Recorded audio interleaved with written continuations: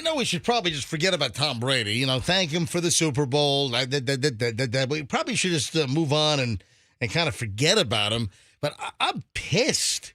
I'm really ticked off at something he said on that podcast that he does, wherever the hell that runs, whatever show that is.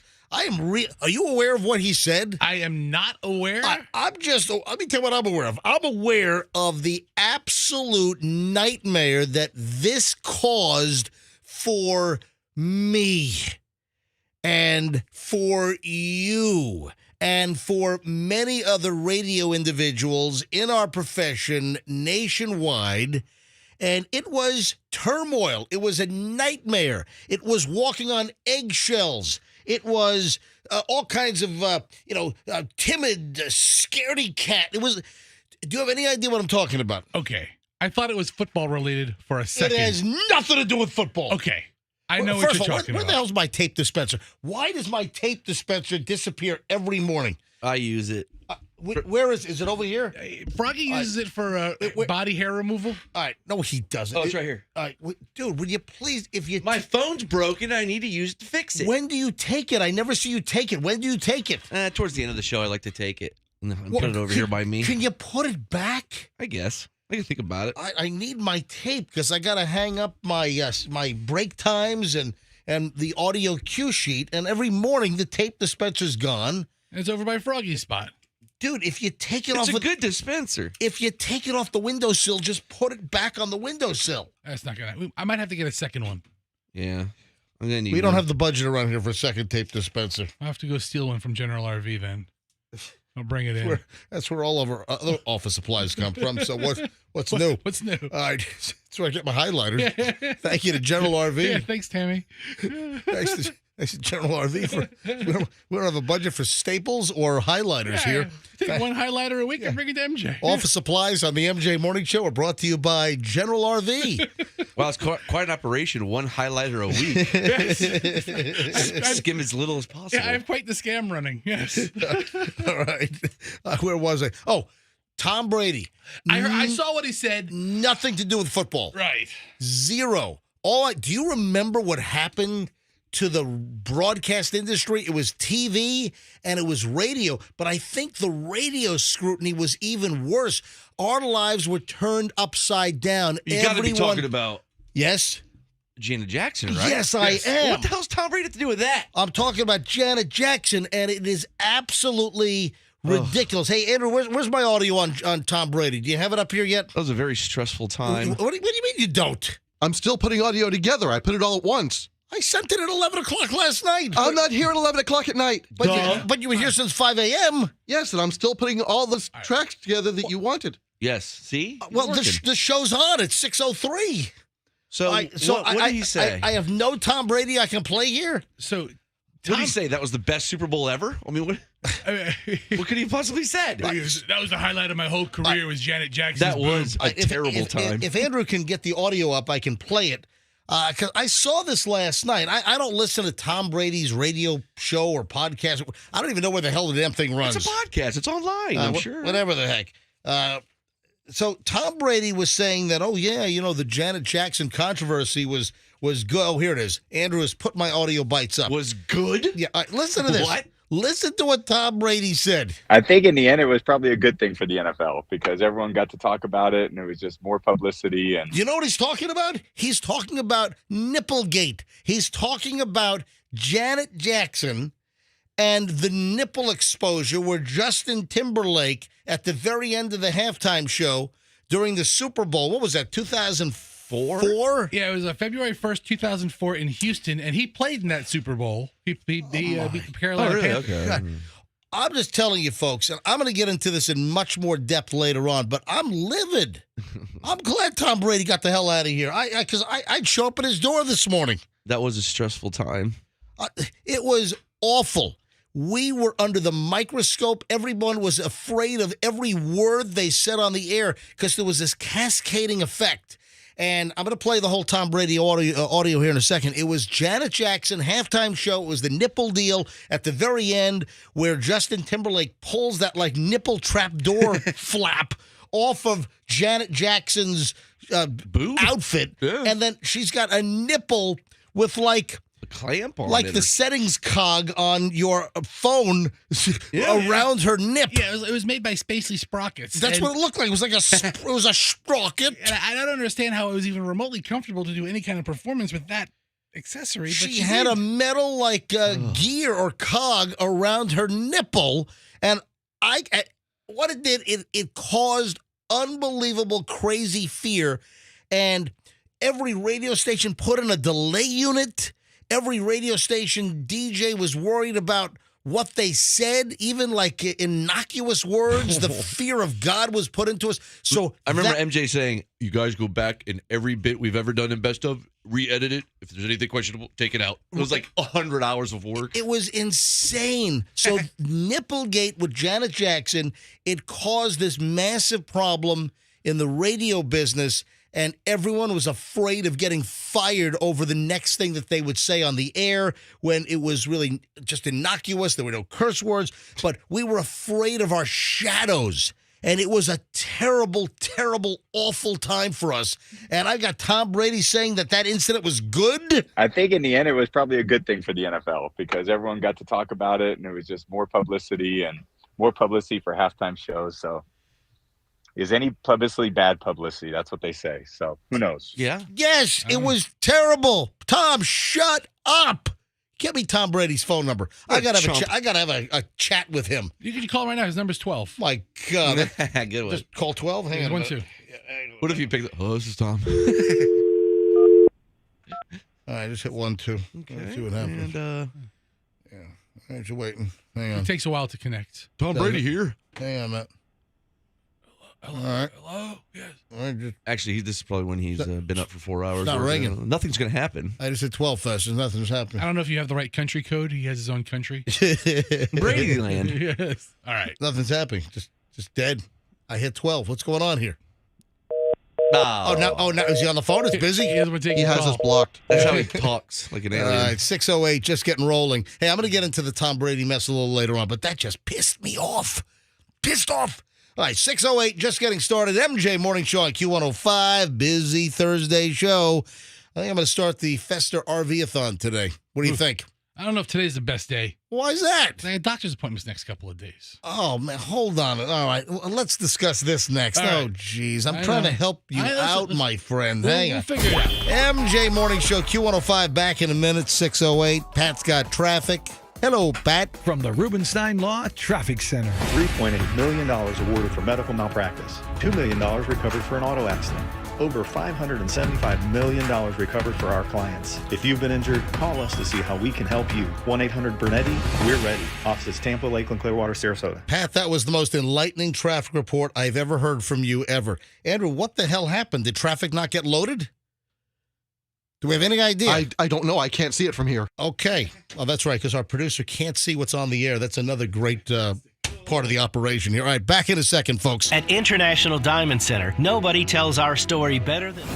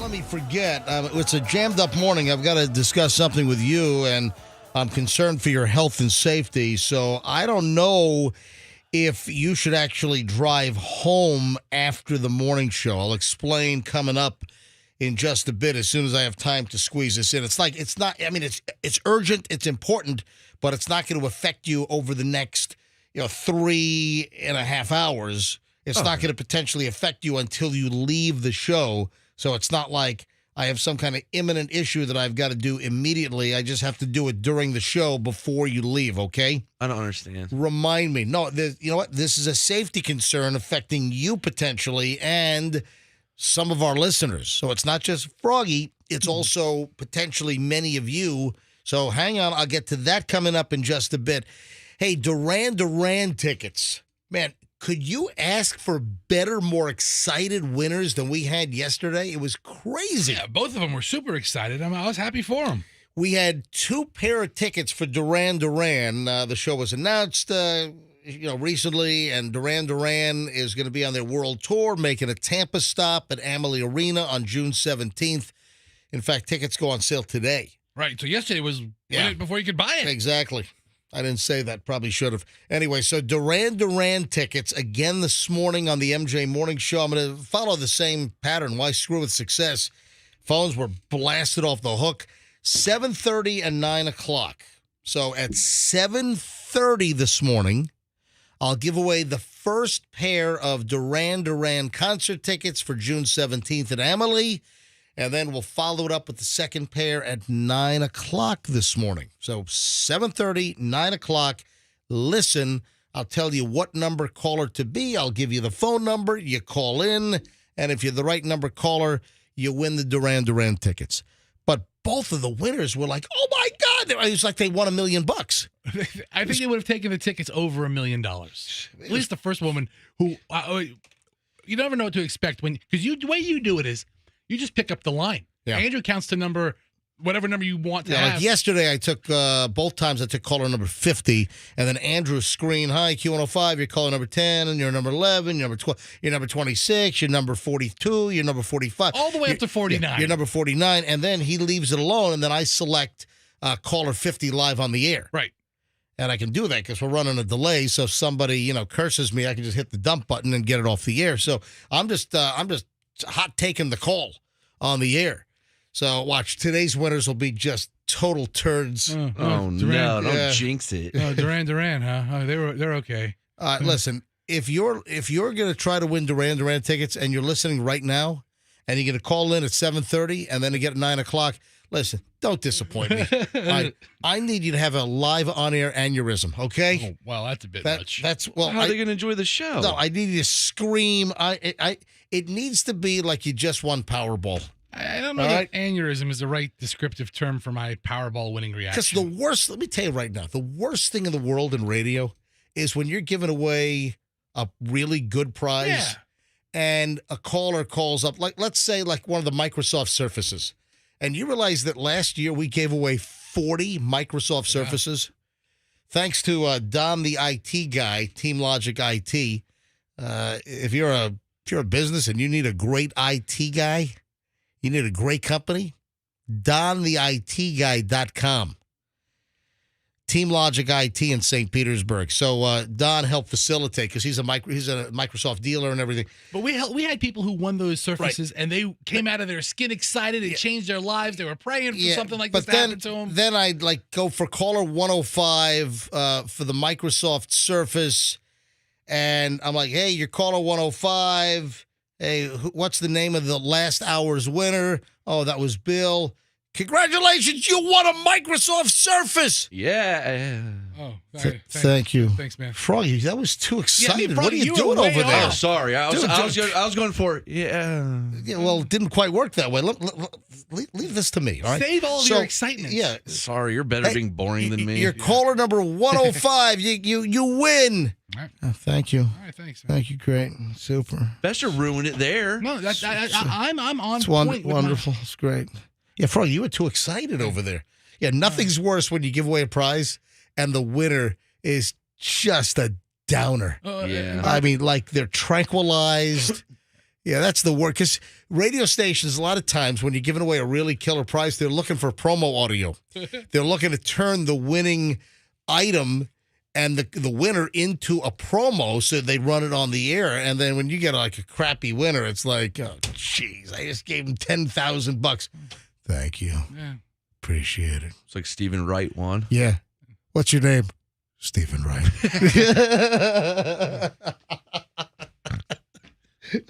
So Fester, why are you trying to talk me off the ledge on the Fester RV-a-thon? I'm trying to help you out. I was going to start it today. Well, listen, first of all, it's not going to... And I got my Echo machine ready to go. Ladies and gentlemen, it's the Fester RV-a-thon. Well, hold on. I'm not trying to talk you off the ledge here. Yeah. But... Well, you're trying to talk me out of the bit, or at least launching it today. I'm not going to be there today. I have blood work today. Oh, jeez. Yeah. And tomorrow I have my neurologist appointment. Oh, jeez. I know. Why? You have a show going on? No, here's what I'm trying to do. What's going on? I'm trying to help Fester out. Fester, how many days? Now, folks, let me just fill you in on some little back alley stuff here. This is a hobby for Fester and really for Froggy as well, because they really don't make enough here on the MJ Morning Show at this point, because radio just is not what it used to be. It's a hobby for you too, pal. It is. Okay, it's a hobby for all of us. Put us all in that boat. Yeah, I'm not feeding the family and paying the bills anymore. Oh, I did that for many, many years. Right. And I'm grateful for those years that put me in a very good position. However, this is basically a volunteer operation. Yeah, we're like volunteers. You ever drive by a rural fire department and it says volunteer? Yeah. For all intents and purposes, that's what this is. We're like volunteers here. So Fester, with his myasthenia gravis and his flare-up, Fester, how many days of General RV? And folks, if you don't know the deal, when we shut the MJ Morning Show down in 2012 and we went on our little hiatus, before we came back, Fester, in the meantime, somehow got hooked into the RV industry and has been selling RVs at General RV. It's that giant place on I-4, not Lazy Days. Yes, screw those guys. Not Lazy Days, but a little further down if you're heading toward Orlando, over in Dover, over on the right, if you're heading on I-4 eastbound, you'll see General RV. Between 14 and 17 on the exits. Right. So that's where Fester's been working for many, many years. And Fester's done well. Fester's done Fester's, made, well over six figures.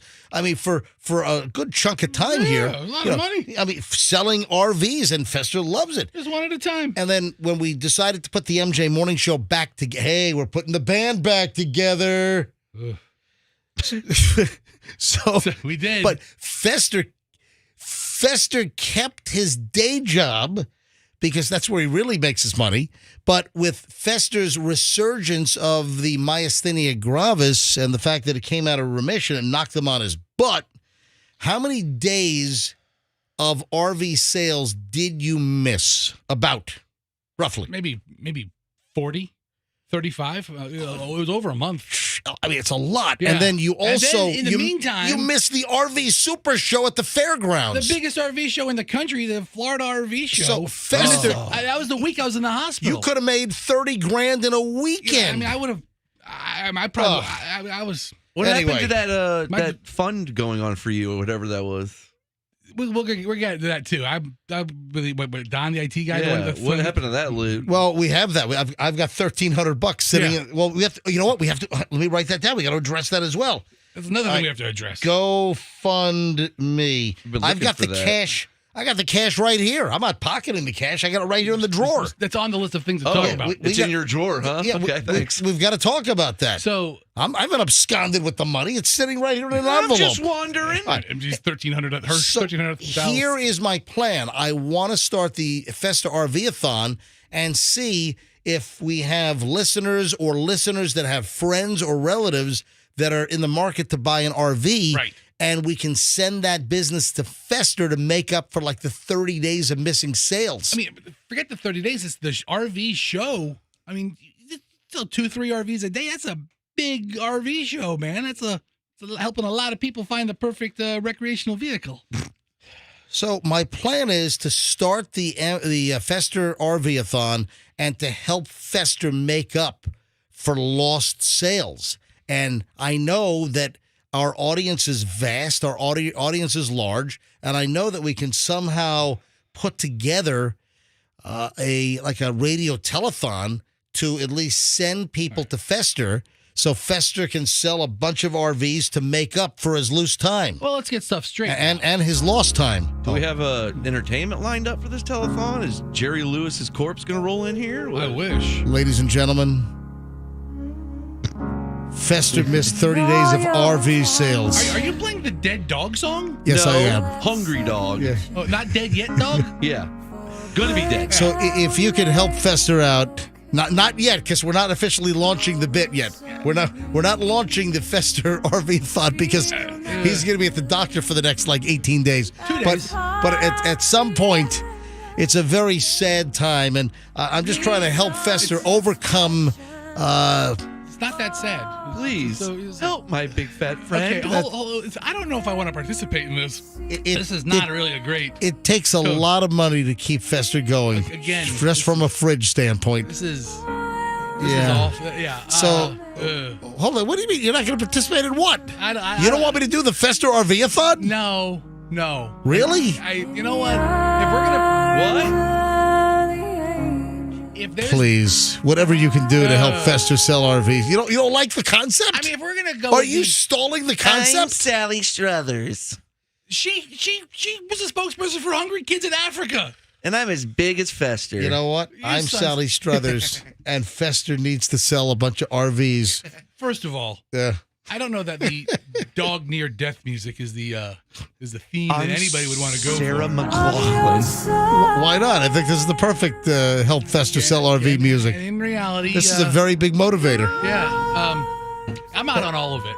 What? I think I'm out on all of it. You're gonna. I think I'll just work my leads and work the door. You're gonna wave me off? Wow. I'm trying to help you replace lost income, and you're gonna wave me off? I don't know if replacing lost income by playing the Dead Dog song is any Not kind of marketing. dead. Almost dead. No, when the hungry dog people were looking for money, let's pick the worst song we could pick, and they picked that one. Well, they're going to play Walking on Sunshine? I mean, come on. Also, the Dead Dog Sarah McLachlan song, or whatever the hell her name is, that was also part of that Super Bowl commercial. What was that product? Dead Dog. What product? No, Sarah McLachlan. She was in a Super Bowl commercial. They used that song in a Super Bowl commercial. And what was the concept there? I remember I liked it, but I forgot what it was about. All right, hold on. Find that for me, will you, please? I want to revisit. Wasn't it a beer commercial or something? Yeah, I think it was. All right, hold on. Find that deal. Andrew, pull up the audio, please. When we get back, I want to refresh my memory on Sarah. And then also early morons in the news next on the MJ Morning Show here on Q105.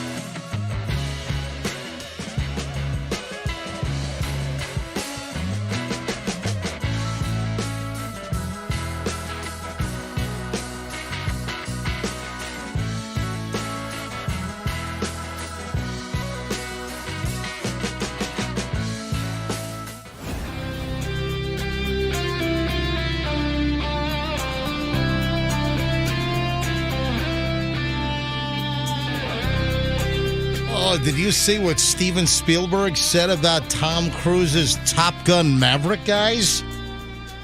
Oh, yeah, you got to hear this. We'll get to that coming up this morning. Like I said, got a lot of stuff.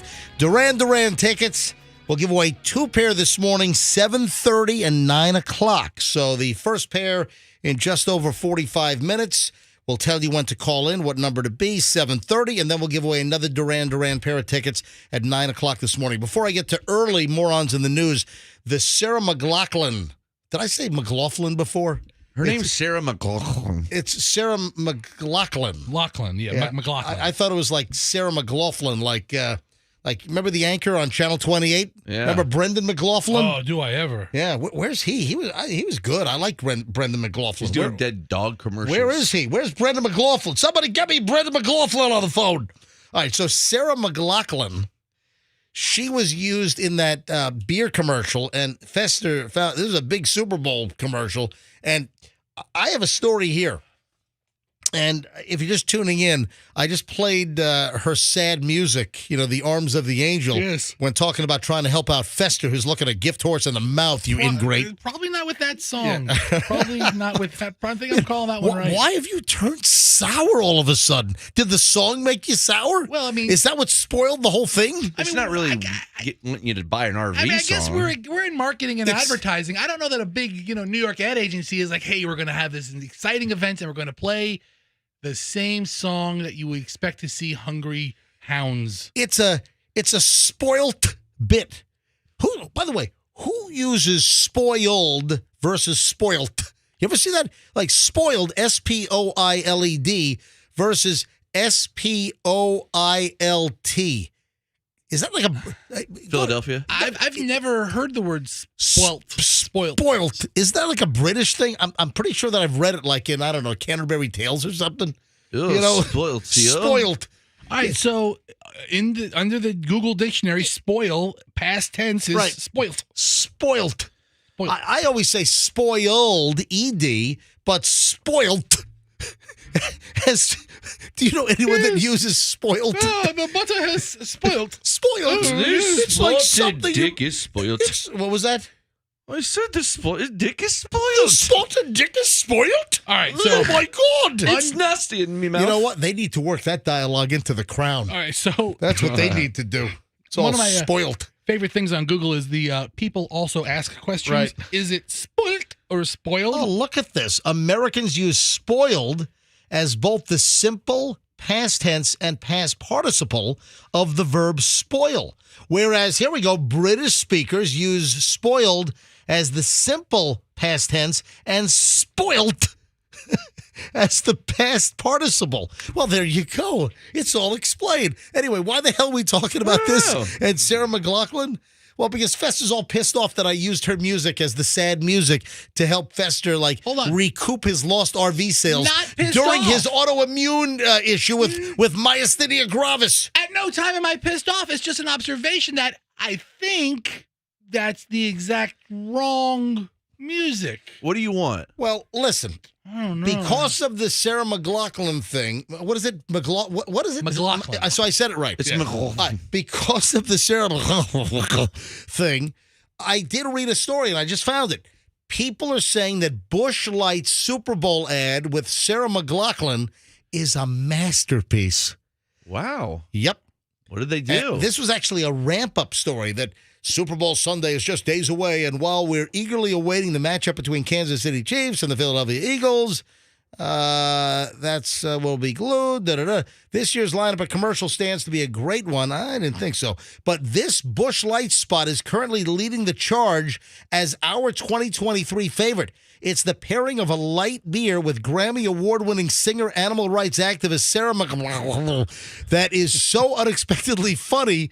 The use of Sarah's song Angel, known from her heartbreaking and memorable ASPCA commercials, puts it over the edge. Roll the commercial. I did see this, and I have a memory that I did enjoy it, but I kind of forgot what it was all about. Can you run the commercial from the beginning, Fester? Hit it. Yeah, let me back it up a second. Go ahead, and here we go. Busch Guide, cold and smooth survival skills. 3 things are required in the great outdoors: food, drink, and shelter. Hello. I'm Sarah McLaughlin. For just dollars a day, you can help helpless animals find shelter. Wrong shelter, Sarah. Also, that's a wolf. Head for the mountains. That's right. That's right. She was inside a tent with a wolf, not like a lovely, cuddly little doggy. Not an animal shelter. Yeah. Actually, That's a masterpiece. Yeah, I don't know if I'd call it a masterpiece, but it is funny. For 30 seconds, there's a lot of lot in there. All right, early morons in the news. Let's do it at 6:47 here on a Thursday. Speaking of the Super Bowl, I do have a couple of leftover Super Bowl type morons in the news. And listen, I can't get to everything, folks. Come on, go ahead, yell at me, blame me. I can't do it all, folks. There's only a certain amount of time in the day. Did you see the Eagles fan that broke into a firehouse here in Florida and threw a meat cleaver at firefighters? Were you aware of this? A meat cleaver? So obviously you were not aware of this thing. Wow. This is insane. Is that like throwing an axe, like at the axe throwing places? A meat I cleaver. don't think it's far off. It's the same family, yeah. And guess what? It was a Philadelphia resident or a guy that was from Philadelphia. Oh, when you said a Philadelphia fan, I thought it was like he went during the Super Bowl down to the fire department. Well, listen, an angry Eagles fan is in a whole lot of trouble. Sunday night, this past Sunday, he broke into a Florida firehouse, ransacked the bunk rooms, where the firefighters sleep, stole a uniform hat, urinated on the carpet, and threw a meat cleaver at a firefighter who confronted him after the break-in.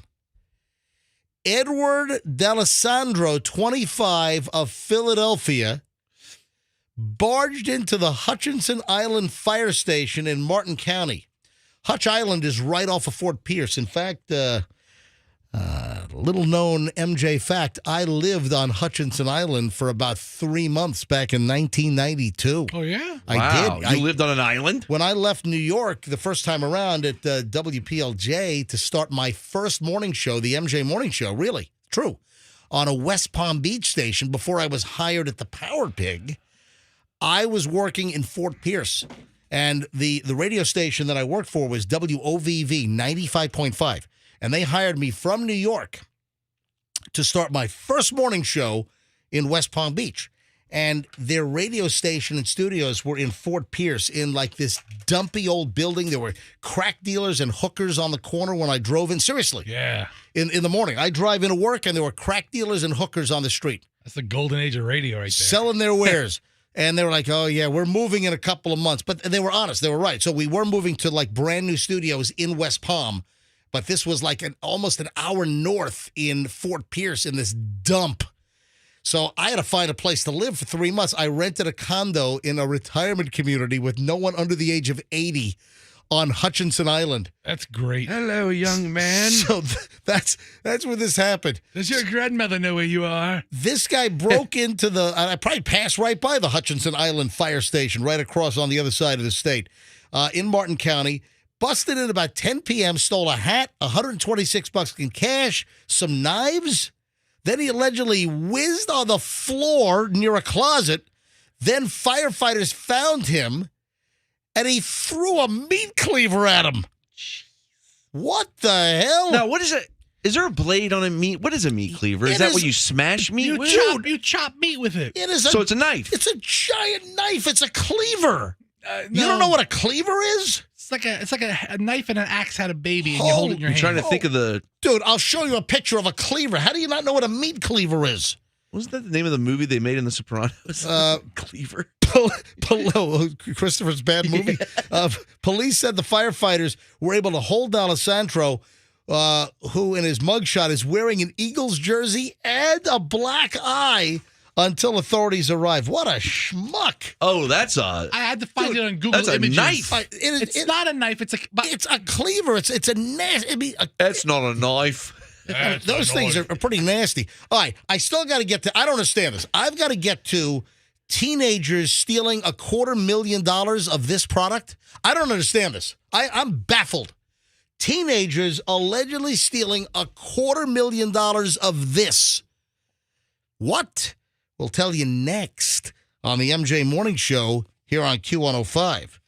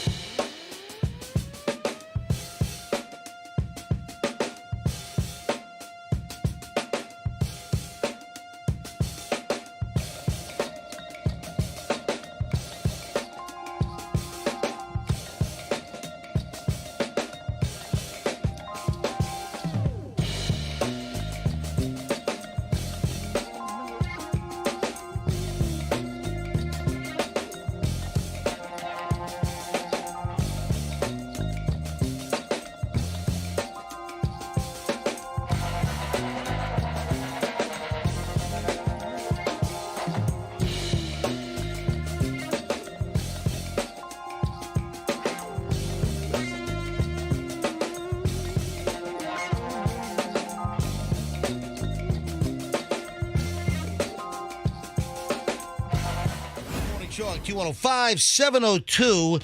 And I'm just confused here. I'm just trying to figure this out. How do teenagers steal $250,000 in this? That's a lot of product. Seems like a lot of anything. If you steal like a Bentley, like one Bentley could be $250,000. All right. But if you got a bunch of small little items that add up to $250,000, that's a pretty interesting feat. All right. Is it a useful product that they stole, or? Well, for them, maybe so. For some, yes. For some, no. It's alcohol. Like steal some top shelf stuff. I don't get this. 4 teenagers out in California arrested on suspicion of stealing $250,000 worth of alcohol from several Rite Aid drugstores. Say what? That's a lot of alcohol. That's why I'm like, what is going on? Or they here? or does some of these places have like specialty bottles? Maybe that are like this is a Rite Aid drugstore. Okay, I don't think they're selling Johnny Walker Blue, or I don't think they're selling the latest 20-year Pappy Van Winkle release. Their top shelf is probably Barefoot. Yeah, it's Yellowtail. Or Yellowtail, Exactly. my favorite Yellowtail Chardonnay. It is good. I mean, come on. I mean, we're not dealing with, George T. Stagg. This is a Rite Aid drugstore, and they stole $250,000. Okay. Are you? 4 teenagers at this point, unidentified, were arrested by the California Highway Patrol, the CHIPS, the CHP. Ooh. Hey, Andrew, you got some CHIPS music for me in there? A little Poncherello. I need some CHIPS music is what I need. Baker. So, Bakersfield, California, accused of shoplifting alcohol from Rite Aid stores in Southern California to the tune of $250,000 plus.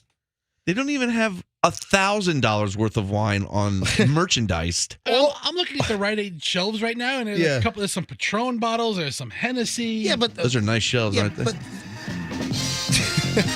here we go. Yeah. The California Highway Patrol moved right in. Give me that. Took them down. Apparent thousands and thousands of bottles of something. Yeah. Officers from the California Highway Patrol Organized Retail Crime Task Force recovered about $7,000 worth of alcohol from various Rite Aid stores during a traffic stop.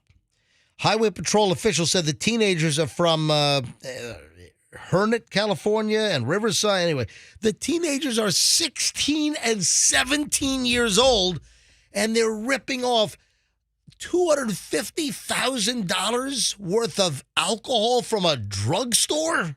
They had quite an operation going. I mean, did they just walk in and walk out with carts full? I mean, because a lot of these stores have a no-stop policy. Are you sure it's not like 25? There's no way. Dude, it's impossible. It is. That's why I'm doing the story. I don't understand it. It is $250,000 because the opening says $250,000. Then later on, in all, the alcohol was valued at over $250,000.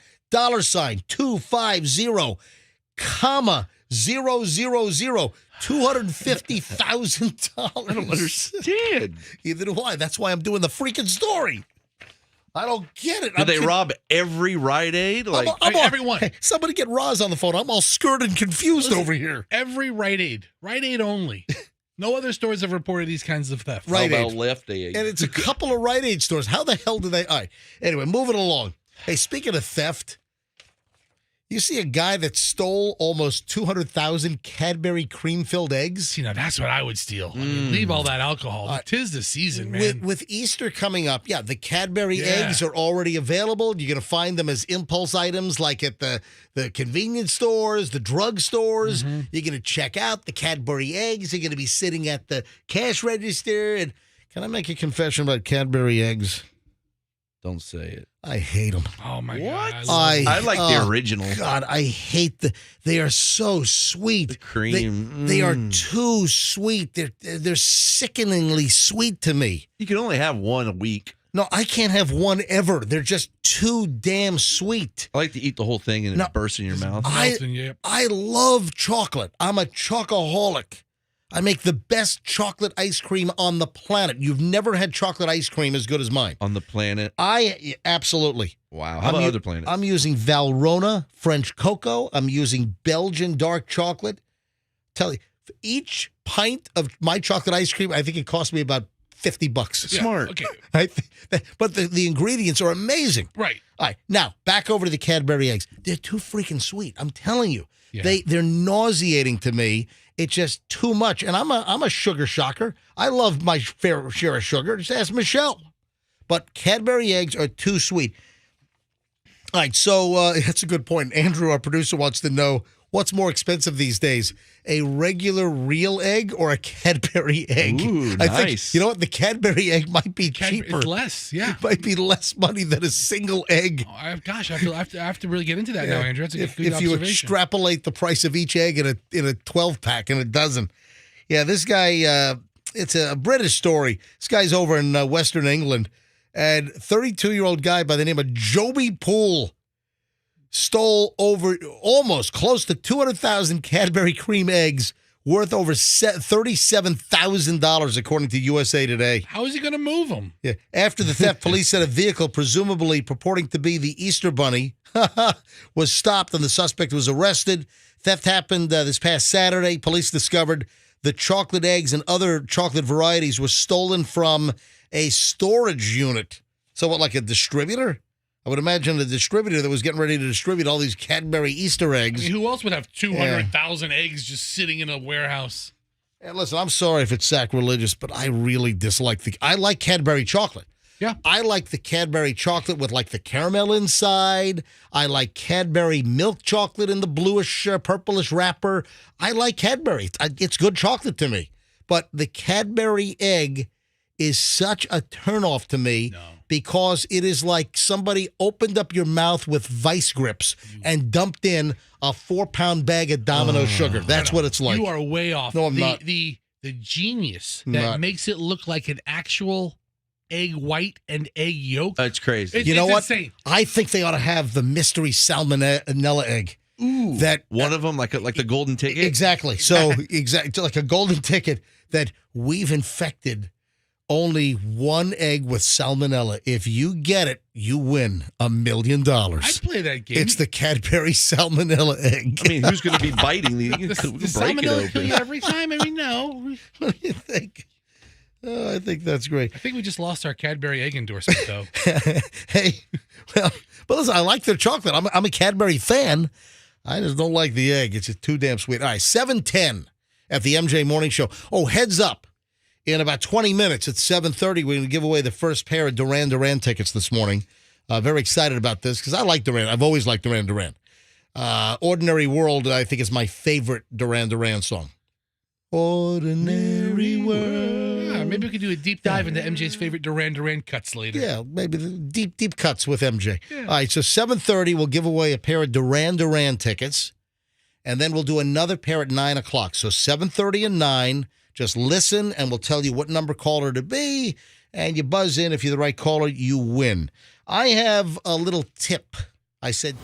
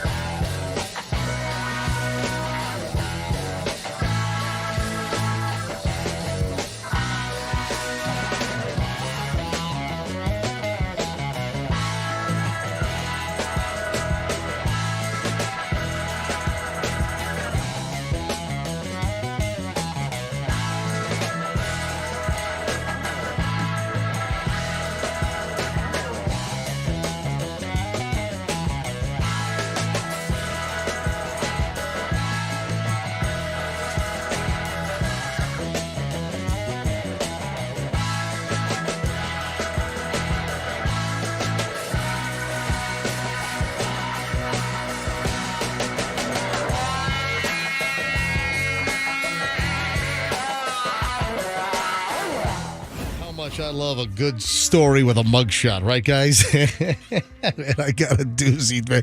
Hey, Andrew, what do you think of these idiots up in the villages? What do you think? It's a nice-looking couple, isn't it, buddy?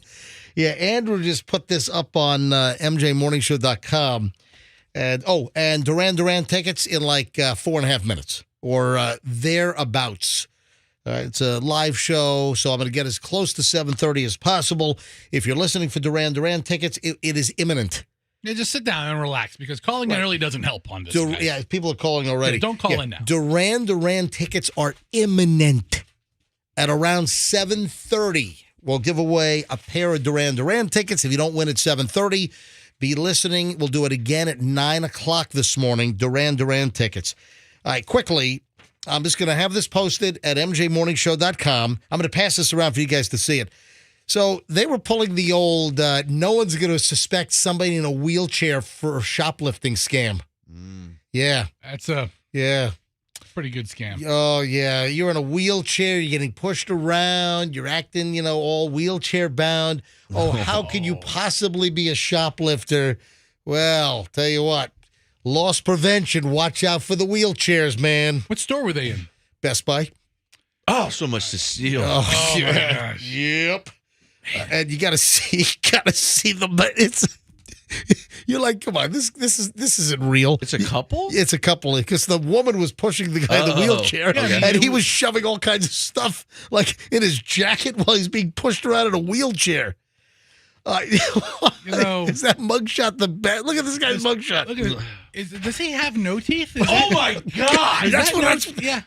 Well, of course. Dude, is he brothers with a guy earlier this week? The Joe Dirt-looking guy? All right, it's crazy. Let me give you the details. Holy cow, that hair. This happened up in the Villages or at Lady Lake. So Best Buy in Lady Lake, according to the Villages News, Matthew Mehrhoff, 48, was in a wheelchair in Best Buy this past Saturday, 11 a.m., being pushed by 21-year-old Miranda Sue Chapman. 21? Is that a granddaughter or something? She's got a bunch of sores all over her face. What do you think's going on there? Oh, maybe she just has... I could take one guess, but I won't. All right, so... Shingles. I mean, well, it could just be that she has... acne problem. I don't know. Stridex on there. So she's pushing this dude around. You got to see both the mugshots. She's pushing the dude around, and he's just shoving stuff inside his jacket. So okay, she's not the picture of health. No, she's not. 21? I mean, she's 21. That's a rough 21. It is a rough 21. You are correct. Here's the deal. They were seen on surveillance video, so Best Buy loss prevention, folks. They're watching them suspiciously move through the store. She's pushing the guy.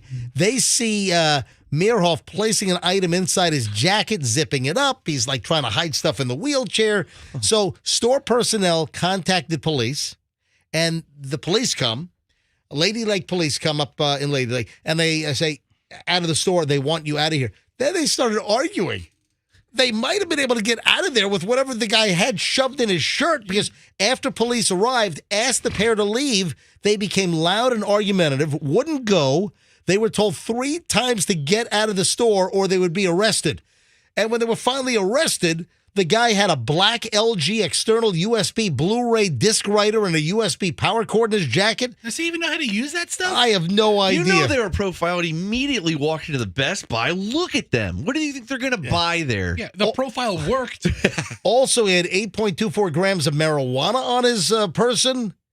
All right. Anyway, they were given the opportunity to get out of there, but the point is... I can't believe they only had weed. You got to see... I mean, I would suspect that there would have been something that rhymes with Schmithel Beth. Schmistel Beth. Yeah, that's what they were going to trade in the Blu-ray DVD writer for. Oh, that's right. Yeah. For some Schmistel Beth. I got no money, but... How about a Blu-ray DVD Those writer? are the kind of people who dig in trash looking for receipts to return stuff. Oh, my God. All right, you got to see the mugshot. Both, but particularly the guy. Mugshot, if you love looking at crazy mugshots, folks. Dude, this guy. Yeah, this guy. It's got to be the hair. Go to mjmorningshow.com. Go to mjmorningshow.com. Click on items mentioned or stories mentioned. You'll see it at the top. And then Andrew will have the link posted at mjmorningshow.com. Stories mentioned on the show. Click there and see this guy's mug shot. Oh, my God. Look, it's 7:30 exactly. Ooh. I didn't even look at the clock, and I just looked up. It's 7:30. You forgot. Now, we're going to take phone calls later on, so let's get the tickets out of the way, so I need to clear up the lines. Like, every line's already ringing. Every line. All right, Andrew, let's go with caller 50 right now. Caller 50. Caller 50. 800-990-1047. If you call it 50, you win Duran Duran tickets right now. A pair of Duran Duran tickets, the world tour. What is it? Future Past? Future Past is the name of the tour. Yep, Duran Duran, and they are good live. They sound fantastic live. You know, some bands kind of fall apart, decades later. No, they sound good. So if you're a Duranie, a pair of Duran Duran tickets right now, call it 50, 800-990-1047, 800-990-1047. Andrew's going to screen it, get me to 49. I'll select 50 live on the air. Now, both of our winners yesterday were ecstatic, screaming and yelling. So you've got something you got to uphold here if you win these tickets. I don't want hey, you're caller 50. You know it's going to be. Thank you. You won Duran Duran tickets. That's great. Are you excited? Yeah. Or no. I'm about to burst with excitement. Both of our winners yesterday were absolutely fantastic. All right, Andrew's trying to get us to caller 50 right now. You know what I have coming up in just a second? I have, according to science, the happiest songs in the world. Have you seen this, the latest? Now, clearly, it's a very subjective list. Really? You mean like songs that make you feel happy? Yeah, of the 10 songs that have been chosen as the happiest songs in the world, come on, there are probably a couple of thousand songs that would qualify to make you happy. Probably a couple of thousand, at least over the course of mankind, yes. So we'll get to this in just a matter of moments here on the MJ Morning Show. Are you still doing, out of curiosity? Crack? No, What? What else could it be? Well, if you listen to me, I'm going to tell you exactly what it Finish could the be. sentence. Okay. This isn't like Pictionary or. Let me. I'm just trying to think of the right way to phrase this. All right, are you talking to me? Or are you talking to Froggy? You guys have young kids, Yes. and they're still in the process of losing teeth. Yes. So, has the Tooth Fairy been making appearances at the house? She came to our place last week. Oh, there you go. Well, how's she doing? She's looking good. Well, apparently she's been really whacked. She's been whacked with the whole inflation thing. Yeah. Poor Tooth Fairy. Do you know about Tooth Fairy inflation? Not in my house. She's bitching about the price of eggs and also the amount of money she's got to leave kids now. That's what she left Hudson. Yeah. She left Hudson an egg. That's really valuable. Hang on a minute. I'll explain the Tooth Fairy inflation issue in just a matter of minutes. All right, Andrew's got me to caller 49. All right. Oh, God, I'm nervous. I'm grabbing caller 50 right now. Hey. Good morning, MJ Morning Show. Who's this? Hi, my name is Nikki Vasquez. Hello, Nikki Vasquez. My name is MJ. Hi, Nikki. Hi, MJ. And Nikki, why are you calling the MJ Morning Show this morning? Well, I am hoping that I won the Duran Duran tickets. Are you a Duran Duran fan? Yes, me and my husband both are. So am I, and my wife as well. So maybe we should double date or something. Hey, how creepy is that? Talking about trade. We're swinging? I'm trying to pick up callers. The only problem is, MJ, she has the tickets. You don't. Nikki, you're caller 50. You win. Oh, my God! Oh, my God! Oh, my God! Holy crap! Oh, my gosh! What on earth? Oh, my gosh, I never win anything. Now, Nikki, are you really excited, or did you just hear me say, if you win, be excited? No, I'm honestly, I'm shaking right now. Oh, my gosh. I'm so ecstatic. Me and my husband, we were trying so hard to get through, and this is like the most awesome thing ever. Well, you got it. Nikki, man, what a great caller 50. Nikki, you win. You've got Duran Duran tickets for Amalie Arena on June 17th. Oh, my gosh, thank you so much. I appreciate you guys, and I love you guys. I listen to you every morning. Oh, thank you. What a great winner. Perfect. All right, Nikki, I'm going to put you on hold, and Andrew will get all your information. Enjoy the show. Okay, thank you. I got to be honest, I was nervous, guys. I was scared. I think that was real. Listen, Yeah. How popular is Duran Duran? I'm telling People you, are freaking it's out. 3 winners in a row are screaming like they won Powerball.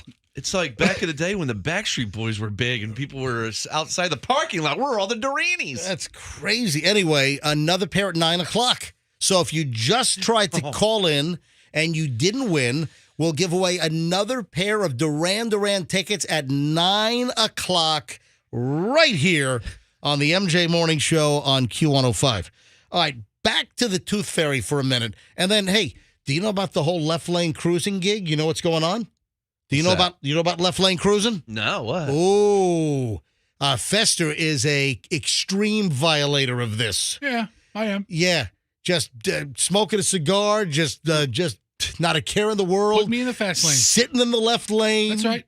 Cars going around him left and right. I Okay, don't. you go Left around. lane scares Guess me. what? You're going to have to face the music here potentially. Bring it on. I'm going to explain in just a minute if you don't know about the whole left lane cruising deal. All right, first of all, back to the Tooth Fairy. Inflation has really put a real kibosh on the Tooth Fairy's budget. You remember the Tooth Fairy used to leave, a couple of bucks? Money. That's what we used to witness.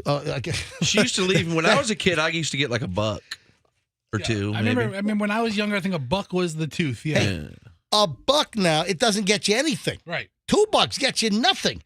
Do you know what the going rate is? Do you know what parents are witnessing? Do you know what the Tooth Fairy is leaving these days? Apparently, the Tooth Fairy, her budget is stretched. She's about to go bankrupt because apparently $20 for a tooth now is commonplace.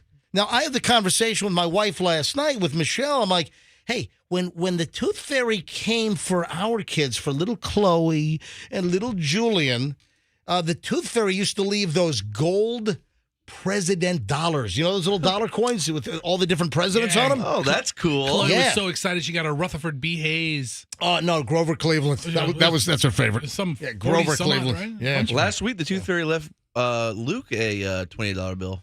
See, look at that. You think I'm making this up? Yeah, he lost a front tooth. Dude, I'm telling you right now, this is accurate stuff. And Froggy just backed me up. The Tooth Fairy's going bankrupt. What used to be $1 or $2 from the Tooth Fairy, the kids are saying, that doesn't buy me jack. I need more. So now it's $20 is an average. We used to leave, the Tooth Fairy used to leave like 2 gold little dollar coins. I don't see those out there. Are they around? They're not in circulation. Your Tooth Fairy was a loser. All my gold presidential coins are sitting next to my Sacagaweas. I'm never going to spend them. I wish we would embrace the coin more, but we don't embrace dollar coins. And then the Tooth Fairy used to leave other little things. Knickknacks, yeah, but $20 now. It is not uncommon for the Tooth Fairy to leave $20. And the Tooth Fairy is saying that she might be insolvent by the end of the year. I used to leave a note when I used to lose my teeth. I'd say, you can take my tooth and leave me some money, and if you want to kiss me or something, that's fine as well. Let me tell you right now, the Tooth Fairy is on the way to becoming destitute and living in a shelter. All right, because of just inflation. It's Tooth Fairy inflation. I haven't seen fairy shelters in a long time. $20 seems like a lot for the Tooth Fairy. Just thought I'd point that out. All right, I'm going to open up my mystery Amazon package from a listener. And we really ought to launch this program. So here's the idea that I had. Well, hold on a minute. Hold on to that thought, because I want to talk about the left lane crap first. All right. Because we got to make a phone call, and they're standing by. But we have a mystery Amazon package that was sent by a listener, because none of us ordered it. And we've had in the past Amazon packages show up that listeners just send us stuff. So we're going to open up this package, and I've got it right here. And we'll open it up here in just a minute. It's in one of the, the vinyl or the plastic bag Amazon packages. Ooh. First, though, Fester, you are a massive violator of this. And that's just cruising with not a care in the world in the left lane. And I've seen it because sometimes we're on the Howard Franklin or 275 at the same time going back to Hillsborough after the show. Sometimes you drive me to work when Michelle needs to use the car. Listen. And yes. Before I even knew, now that I know you're going to try to put me together on all this, when you said, do you know about left lane cruising? I'm like, yeah, I know all about it. I do it every day. You will never see me in the left lane, ever, ever. I'm straight left lane. Hey, I've got an automotive issue that could concern your safety, Froggy, so we'll get to that coming up in just a bit. Yes. But there is a Florida bill that is intending to ban left lane cruising. You know, you're not. What do you mean? You're not just driving. Well, hang on. You're not supposed to loiter and linger in the left lane, but it's not illegal. The left lane is for passing, but there hasn't been a law on the books. But now it's introduced in the Florida Senate, and if the bill's been filed in the state capitol, and if it becomes law, it could be a violation if you're just sitting there and cruising in the left lane. What speed are these guys going? Well, who's to judge? A lot of times they're driving under the speed limit, and that people are like weaving and to get around somebody that's going slow in the left lane.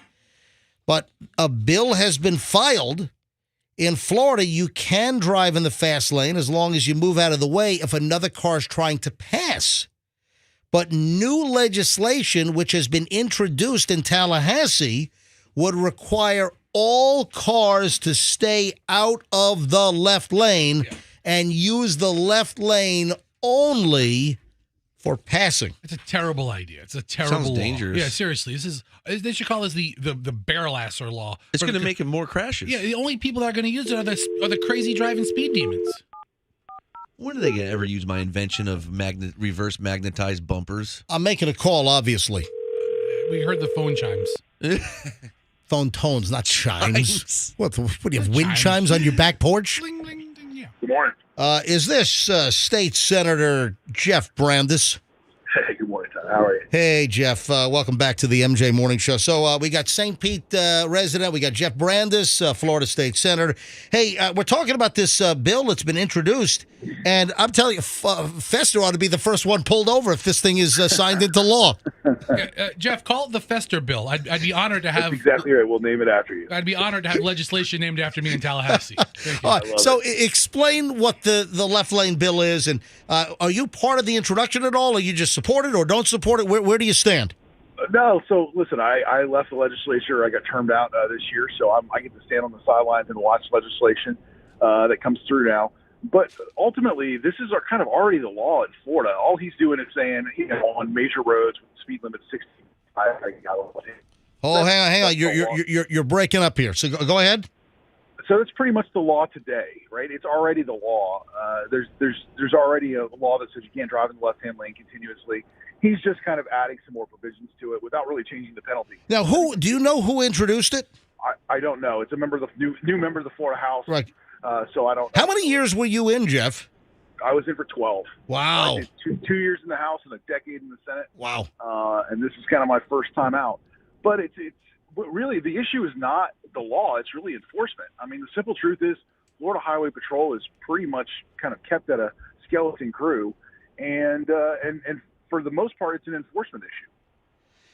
And, another question is, why is the Florida Highway Patrol at a skeleton crew? I noticed that sometimes I'll drive from here to Fort Lauderdale and I won't see one trooper. That's a big problem, right? It's a massive problem. So what is the state planning to do? I think this is a DeSantis issue that with the growth in this state out of control and the amount of people moving here, and we just don't have enough state troopers on the road. So what do we need to do here? But Highway Patrol is some of the lowest paid law enforcement in the And that's also ridiculous. It makes me angry when I hear that the Florida Highway Patrol, that the starting salary is below like any other agency in the state. That's not right. Yeah, it's a big challenge. I mean, they get poached from the sheriffs, and they get the sheriffs love the Highway Patrol. It's great training. These guys are experienced officers who have a lot of crash experience, and so they're very, very ripe to get picked up by other law enforcement agencies. But it's a challenge. The state's been chasing trooper pay for a long, long time. It just needs to get out ahead of it. It's got a huge budget surplus. It's one of the areas where I think the governor should focus on this year in their budget. But historically, it's just been really difficult to get pay up for the highway patrol. So if you were still in the Florida State Senate, would you support the left lane no cruising bill? Just move over? Listen, it's already the law. The challenge really is. Yeah, but the new legislation, technically you're supposed to only use the left lane to pass, but the new legislation would, I guess, be more specific and require you can't be in the left lane unless you're passing. Yeah, no. Here's the thing: with a state with 130 million tourists, thank you. It's just really hard to make that work. Yeah. You're exactly right. They're not going to do a big advertising campaign telling people this is the new law, and everybody's been driving in the state forever. So, look, at the end of the day, it's just too hard to enforce, and you don't have enough people to enforce it. Dude, MJ, I'm on 275 and I-4 almost every day. You're going to tell me one whole lane is going to be empty just for passers? Baloney. It's never going to work. Oh, I'm starving. I would love some bologna while I'm stuck in traffic. All right, Jeff. Listen, don't be a stranger. Keep in touch, man. You got to call anytime. All right, bye-bye. Call him right back. I'm calling right back. You said anytime. What are you doing now? All right. MJ.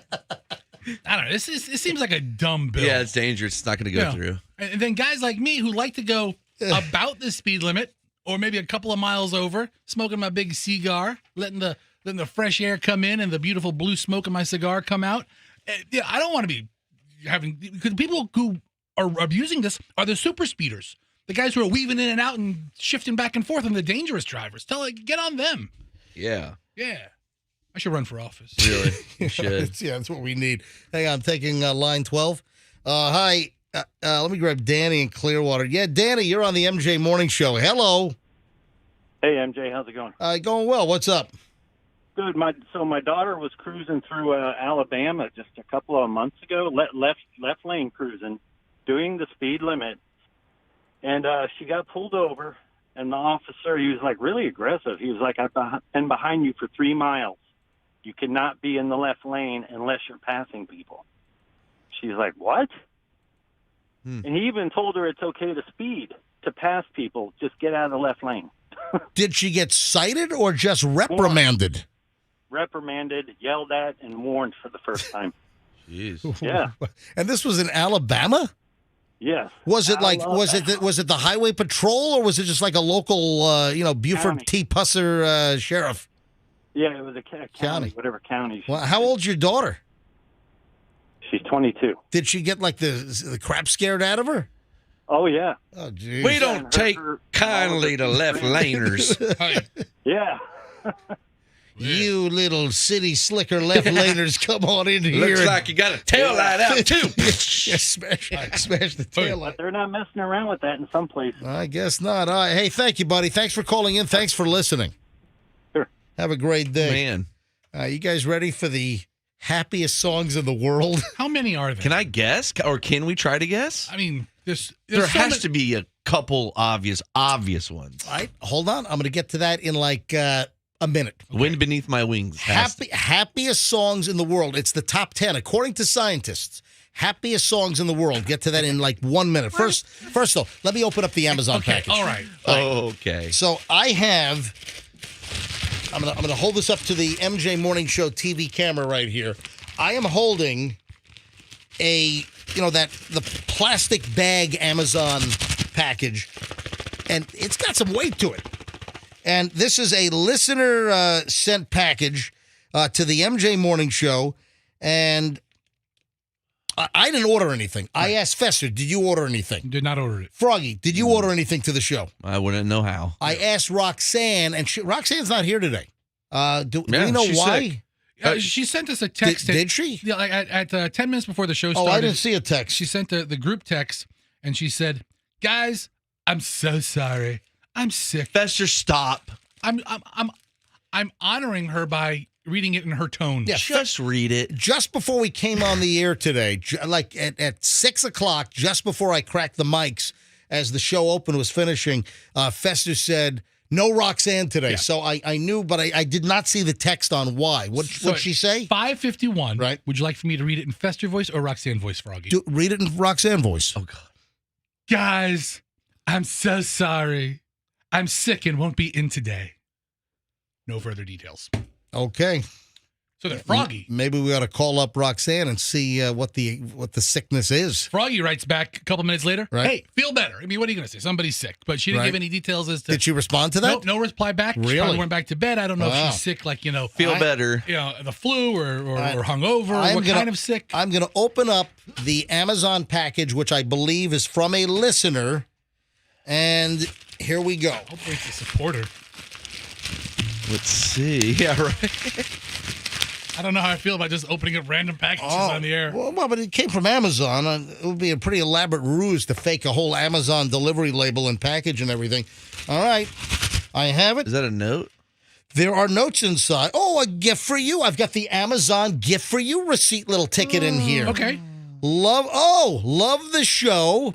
Since Fester won't get off his fat ass and buy some batteries for the bullhorn, I thought this was a good idea. Please read my email from Tuesday regarding the egg test. Thanks from Brett Green. Thanks, Brett. Fester, you just got to take a shot at you? Hey, Brett. I've got 2 words for you. Since Fester won't get off his fat ass. Is the second one it? I guess Amazon will print anything. Could you have a gift receipt in there with all kinds of 4-letter words? Can you have like the F-bomb, the S-bomb, the every bomb? All right, so Brett, I have 2 words for you. The second word is you. And the first word's not thank. All right, partner? Since Fester won't get off his fat ass to buy some batteries for the bullhorn. Hang on a minute. He said we have a whole box of Amazon Basics C-cell batteries. Oh, he got us the cheapest, crappiest batteries. Thanks. Duracell. Amazon Basics. He did not get us Duracell or those are bunk. Wait, let's not bust on. Stop. I mean, you're going to take all the time to send us batteries? You're going to give us the crappiest ones? We have a dozen Amazon Basics C-cell batteries. Amazon has all these batteries, good, better, best, and diarrhea, and that's what he sends us. He sent us, okay, thanks, he Brett. sent us diarrhea batteries. Thanks a lot, Brett. Ooh, they smell. I'm kidding. All right, Fester, will you do me a favor? Diarrhea cell. Do we have where's the mega horn? I'm getting it. Oh, okay. I'm holding the box of batteries up to the MJ TV camera right now. Right. And I'm going to pass these over to Fester. Do me a favor. I thought you just stole a bunch. Hang on a minute. All right. Here we go. Here's the bullhorn. And if you could load, and you got to follow the pictogram. You got to follow the down, down, up, up, down, down, difficult. up. Yeah, it's like a calculus equation to get these. You got to get the batteries in. So we'll test out the bullhorn. Hey, Brett Green, thank you very much. And you're right. Fester wouldn't get off his fat ass and get batteries. Thanks, Brett. Yeah, thanks for getting us the cheapest, crappiest ones, Brett. But you know what? You're the man. We ought to do a whole send the MJ Morning Show stuff from Amazon deal. So we get a lot of mail, MJ, and I don't think I utilize it the way I could just to entertain our listeners. We get stuff every week from different authors and different listeners, and we get cards, we get all kinds of stuff. You could do unboxing. Well, yeah, what I'm thinking is... Let me tell you something right now. There is a former radio personality in this market, and somebody sent me an email on this a while ago, and I just didn't get around to it. There's a former radio personality that used to be well known and now I think is like destitute. Okay. And like begs listeners to send like toilet paper and paper towel and stuff. All right, we don't want that. Yeah, we don't. No. We want to have a joke. We want a joke. I could use some TP. I mean, we have the one-ply rough wipe here. I mean, that's pretty pathetic. You know, to have an Amazon like essentials gift list. Now, if we do the bit, hey, what is Dave Mann doing? Yeah, right. If we do the send us crap from Amazon, it's going to be like a 75-inch Sony XBR TV or something. No, that's not what it's going to be either. Well, what is it going to be then? We got crappy batteries. I mean, listen, Brett kind of kicked it off with these. Hey, you know what I'm going to do? I'm telling you right now that I'm going to come up with some extravagant Amazon purchases and see if a listener will actually send it. You're missing a point. That's a wish list. Yeah, you're missing a point. Yeah, MJ, you're missing a point. Listen, hold on. I'm going to start this. What's today? Today's Thursday. All right, tomorrow morning, around this time tomorrow morning. Andrew, please, Mr. Producer Dude, remind me at this time tomorrow, I'm going to have an Amazon item, and I'm going to see if a listener will send it. I'm going to come up with something. That's a terrible idea. It is not a terrible idea. Tomorrow morning at this time, just before 8 o'clock, 7:55-ish, I'm going to do MJ's Amazon wish of the day, and see, and it's not going to be toilet paper. I'm going to see if a listener. Can I make a wish? No, well, I'll tell you what. I'll start with me. Then maybe on Monday you can do yours, and maybe Fester's going to opt out. You opt out, Mr. Sourpuss. That's not the joke. The joke is they send us whatever they want, and we unbox it and videotape it and post stupid videos of it. Oh. Yeah, not MJ. Oh, I want a Oh my God, you sound just like him. Why are you trying to sound like a Cookie Monster over there? Just like MJ. How do you think you sound? I don't sound like Cookie. Dude, watch this. Watch this. Cookie Monster Cookie. MJ. I don't sound like that. In your normal voice. Yes. Sing C is for Cookie. C is for Cookie. I told you. No, listen, MJ, what I said was... I'm going riding in a car, and a car goes beep, beep, beep, beep. All right. Hey, Elmo. Let's do it. What? I don't know. Elmo was always a freak, wasn't he? All right, now to the happiest songs of all time. According to scientists, do you agree with this list or do you not agree with this list? I know most of the songs on the list. I mean, I know what most of them are. Most of them are big, big songs.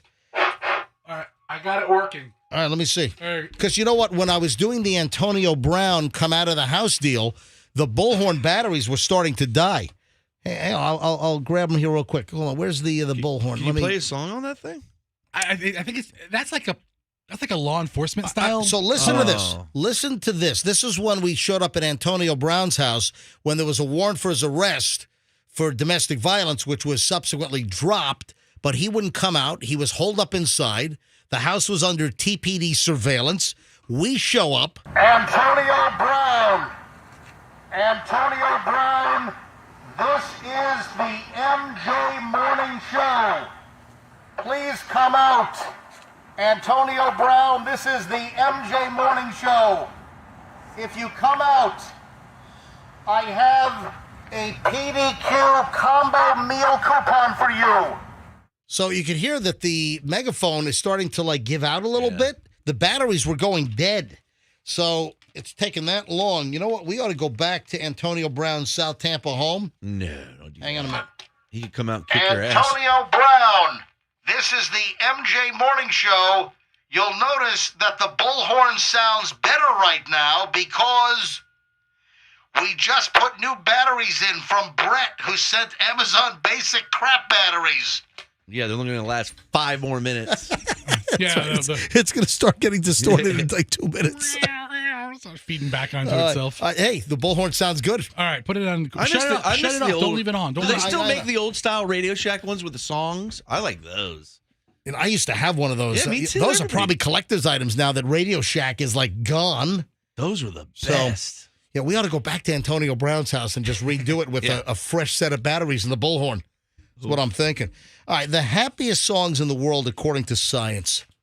So I don't know who these scientists are, but Study Finds, the website, and there are a couple of good things every day on studyfinds.org. And I'm not going to reveal what the number one song is just yet, but I guess this is research to create the happy song. Dr. Bonshore has a formula. Dr. Bonshore has a PhD in music psychology and studies music in relation to well-being extensively. And he believes the combination of a major key, 7th chords, 137 beats per minute, strong beat, 4 beats in every bar, and a verse-chorus structure is a surefire way to produce a happy beat. It should also have a short intro, repeated riffs, high volume, bright tone, and a mix of predictability and surprise. Yeah, sounds easy. So according to this researcher and this I guess he's a PhD music psychology guy. According to this, I guess, professor. A doctor, right? A PhD? Yeah, he's a PhD. Wow. He's a doctor. Yeah, don't you love people with PhDs that like require that you call them doctor? I had an English teacher. Oh, And he was like, God. I'm Dr. Jackson. Yeah, I work for my PhD. So you've been corrected, right? Yeah, I've been corrected, and I'll say, I'm doctor. I'll say, hey, mister, and they'll say, that's doctor. I'm like, well, what are you, a neurologist? Yeah, write me a script for this cough, doctor. I'm a doctor of psychology. I'm a doctor of philosophy. Yeah, I'm about to say psychology is at least in the medical field. Psychology was a bad example. I'm a doctor of philosophy. Dude, I have an ascot. You know, you're just an ass who sleeps on a cot. Political science teachers, which were doctors. I'm a doctor of political science. Like, really? Cots are good for your What do you think back. about this wart? You know. Are you ready for the 10 happiest songs according to this science guy? Coming in, I feel like doing Casey Kasem. No, I can't. Coming in at number 10, the happiest song according to Dr. Bonshore. Number 10 on the list is... Yeah. Gino! Saturday Night Dance Party. Yeah, it's the Saturday Night Dance Party with Gino. This is good. I'm happy. Look at me. And by the way, the Taylor Swift cover of that is the saddest song of all time. Oh, yeah. So Taylor. Number 10 is Can we September. guess? It's guess what? Can we guess the happy It's song? 1,000 songs. Oh, I thought it was top 10. Yeah, but Dude, this is number 10. I'm counting them down. That's 10. I'm going to go to number 1. Oh, okay. What the hell do you think I was doing here? There's no guessing, Froggy. I just wanted to play Of the billion songs, you think you're going to get one of the last 9 remaining songs on the list? Walking on Sunshine? No, it's not on here. Son of a bitch. I'm out. I got nothing. All right. So September, Earth, Wind, and Fire comes in at number 10. Okay. The 9th happiest song, according to science, is...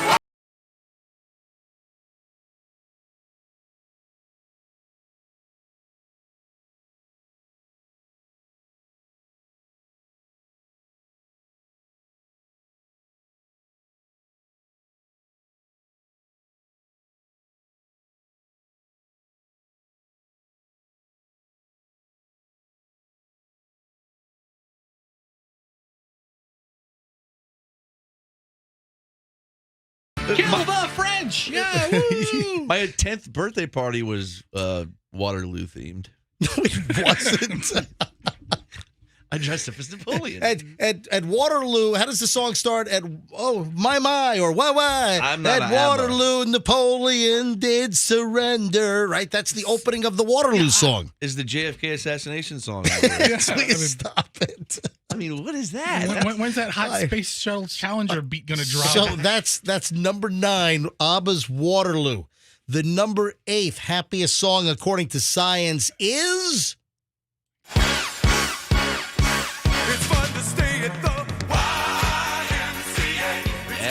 Yeah. I'm about over this one. There we go. Hang out with all the boys. Village People and YMCA. Andrew, good job, by the way, picking it up with the horn stabs. I love the horn stabs. Dude, I ever tell you my story about the Village People and me? No. I saw the Village People at Vinoy Park. Hey, my first concert ever was the Village People. I love the Village. Yep. I think the Village People are a talented group. Go ahead. I see him at Vinoy Park, right? And the motorcycle man's talking to the crowd. And I'm pretty good area. I'm pretty close up front. And the guy's like, I know what you want. And then we're like, yeah. You know, it's me and, all the guys. And we're just going crazy for the Village People. What year was this? This is late 90s. So it was not like the original. There were a couple of frauds in there, right? There's a different There were a couple Indian. of replacement guys in there. They could have all been worker They was could have all different. been I replacements. think one of them died from AIDS or something, so they weren't available. There's one. Possibly. One of them stayed the whole time, right? I don't know.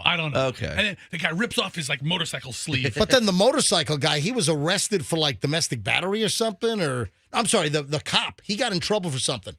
The cop guy got in trouble. There's so many guys that have been in and out of the Village People. All right, so I don't know all the cast members. What happened? So So the motorcycle man's like, I know what you guys want. And he rips off one of his sleeves, right? Did you say there were so many people in and out of the village? People? Like band members. Band members. In and out, I in would and Spinal out. Tap. I would say that there were a lot of people in and out of the village. Right, yeah, people. there's just a constant. lot of that guy. So anyway, All right. he rips his sleeve off, right? Yes. And he goes, yeah. He goes, I know what else you want. And he rips off his other sleeve. Yeah. And I'm like, yeah. And then he goes, what do you guys want? And I just stood up above the crowd and I yelled, pull out your bleep. Did you really? Right? And you said in the concert. Why would you say I don't know. I'm in the Village People's Wait a minute. concert. And I just, You're at Vinoy Park. Yes. Did you say this D was or C? this was 1998. Yes. So you were on the MJ and BJ show with us. About the time we met in that season, yeah. Maybe, Wow. maybe it was a couple years before that. And you say pull out your What'd you say? The D word or the? yeah, the deal.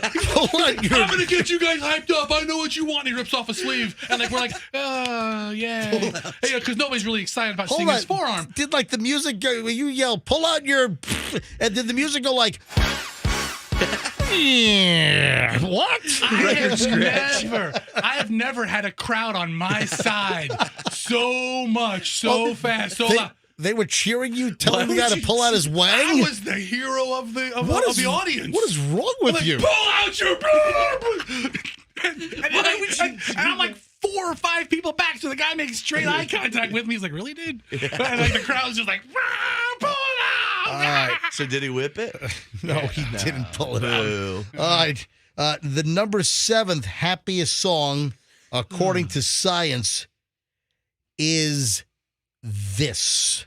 Round, round, get around, I get around, yeah, get around, round, round, I get around, I get around, round, round. The Beach Boys, I Get Around. Greatest band Now, ever. let me ask you a question. Will this be the only appearance of the Beach Boys on the top 10 happiest songs of all time? All of Pet Sounds should be on it. I can guarantee the next Beach Boys song. I know it. I just That's a teaser here on the MJ Morning Show on Q105. It surfs up from Smile.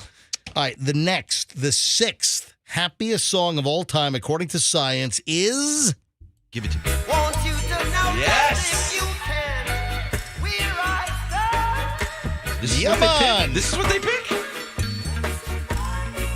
Tell myself and you I don't know why this is on here, but I'll tell you Yes, what. it's Bob Marley. Froggy's lighting up right now. Jamaica's my favorite place on earth. Yeah, I'm sure it is. For Yeah, so- the atmosphere. Yeah, it's Bob Marley. Its sun is shining.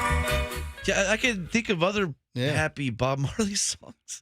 Coming at number 5. The number 5 happiest song of all time, according to Dr. Michael Bonshore, PhD in music out of London. He's an expert in psychology and music studies. The 5th happiest song of all time is...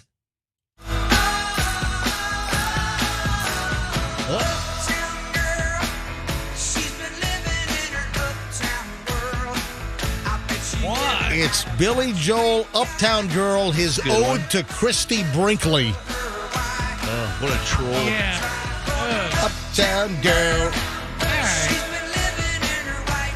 Do any of the songs, were any of the songs completely performed by one man's mouth? What do you mean, like Bobby McFerrin? No, Yes. believe it or not. What? Yeah. Thank God, Don't Worry, Be Happy Damn it. is not on this It's list. impossible. Of all the Billy Joel songs to pick, I know this doctor is a hump. Yeah. Let me tell you right now that Don't Worry, Be Happy by Bobby McFerrin is my most despised song of all time. All right, Andrew, I'm going to come in there and brain you. Turn this off. Turn it off, thank you. All right, so number 5 was Billy Joel, Uptown Girl. All right. The number 4 most happy song of all time is... Whoa! What? How about that? Okay.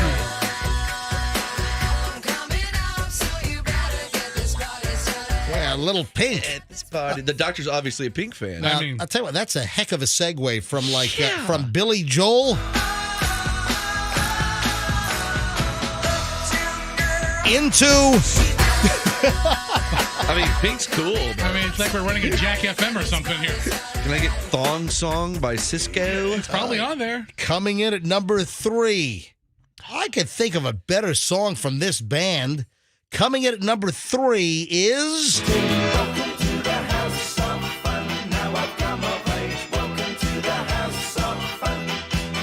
This list sucks. All right, now, you're probably not familiar with this song from Madness. There's another Madness song that you're probably familiar with. Yeah, that's Madness and House of Fun. That's now, dumb. I've never heard that song. Yeah, I've heard it, but that was number 1 in England. This list is Kim Foley? They're coming to take me away. Ha ha he he on it. But the number 1 pick for a Madness song, and the only one that Americans know, is this. This is a happier song. Same band. Yeah, I would have chosen this instead of Madness and House of Fun. This is our house in the middle of the street. Did this band only sing about houses? And having a house in the middle of the street is probably a bad idea. Terrible idea. Yeah, you'll get dropped by your insurance company. Yeah. Sometimes, in like Tornado Alley, your house might be deposited in the middle of the street. Is possible.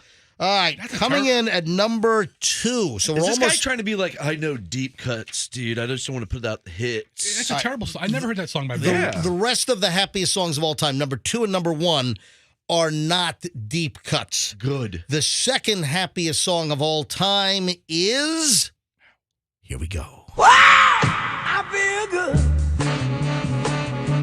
I knew that I wouldn't. I feel good. Little James Brown. I knew that I wouldn't. What's making you feel Clocking good? his old lady over the head with a metal pipe. She said, ow! That's the old lady screaming. There's Exactly. better James Brown songs that are happier, I think. All right, so James Brown, I Feel Good. I Got You, I Feel Good, coming in at number 2. Now, Froggy, I dropped a little hint that I said earlier with the Beach Boys coming in earlier on the chart of happy songs. The Beach Boys were in at number 7 with I Get Around, and I said, is this going to be the last appearance for the Beach Boys? And coming in at number 1. Let me guess.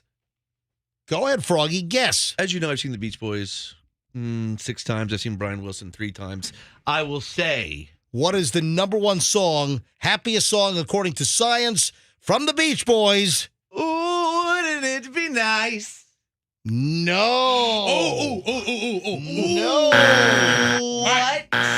Is it No. my favorite Beach Boys song? What is it? Barbara Ann. No. Ba, ba, ba, ba, ba. Iran. Actually, my favorite is Bomb, Bomb, Bomb, Bomb, Bomb, Iran. Bomb, Bomb, Bomb, Bomb, Bomb, Iran.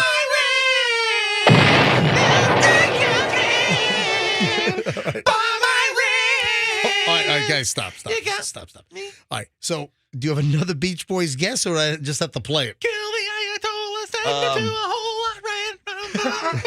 Iran. Oh, I'm sorry, guys. Eat Your Shorts by Rick Dees. No, it's a Beach Boys song. I don't know what. The number 1 happiest song, according to science, is the Beach Boys and... I'm picking up good vibrations. She's giving me the excitations. From what album? Smile.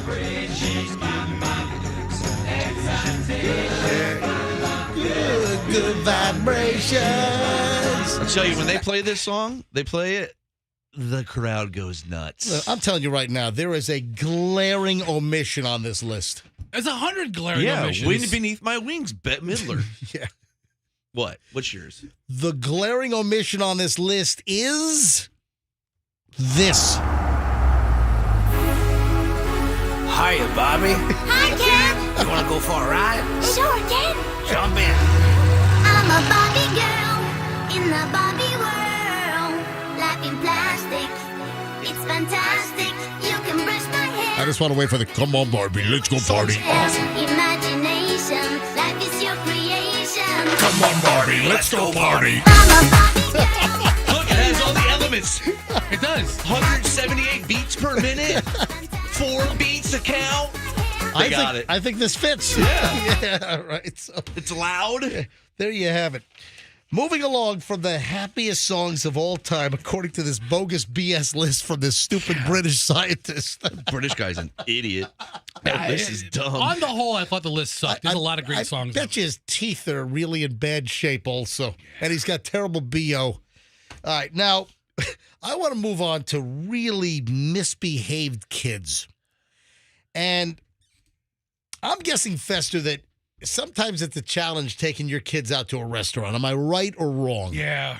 My little guy's not so bad, but my daughter, she's on fire. She's a pistol. She's always on. You know, my kids, and maybe I'll get Michelle on the phone, my kids were pretty good. Yeah. In rest. We had an incident with Chloe early on. Remember the crazy buffet on Dale Mabry? Oh, my gosh. That place was awesome. Yeah, Right? I really like that crazy We spent buffet. a lot of time at that place. Well, hey, I endorsed the crazy Yeah. buffet for like 3 or 4 years on the MJ morning show. Dude, one time Joey B and I pulled the chair up to the crabs. At the buffet. So good. Yeah, we went to, maybe I'll get Michelle on in a minute. We used to have like morning show lunches there all the time. The reason why I'm bringing this up is I found an item from Fox 5 out of New York City, and they did a story on a New Jersey Italian restaurant where they ban any kid under 10.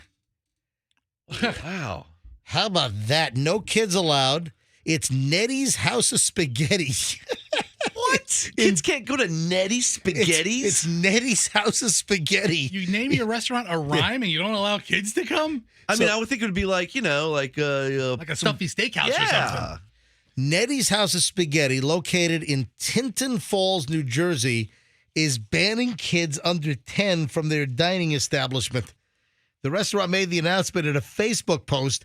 The new rule goes into effect in just under a month. On March 8th, no children under 10. Now, do you have to bring a birth certificate? How are they going to tell the difference between, in some cases, an 8 or 9-year-old and a 10-year-old? If a fat 8-year-old, he looks like he's 12. I'll tell you what I want to do. I want to go to phones on this.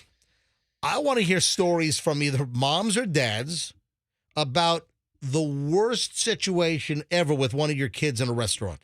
I would like to hear any crazy story. So it might be your kid or it might be you witnessed somebody else's kid.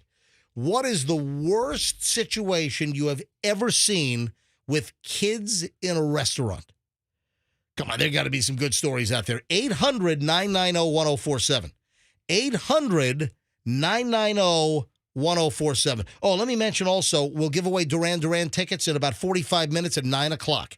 So another pair of Duran Duran tickets at 9 o'clock this morning. So listen, we're about 45 minutes away.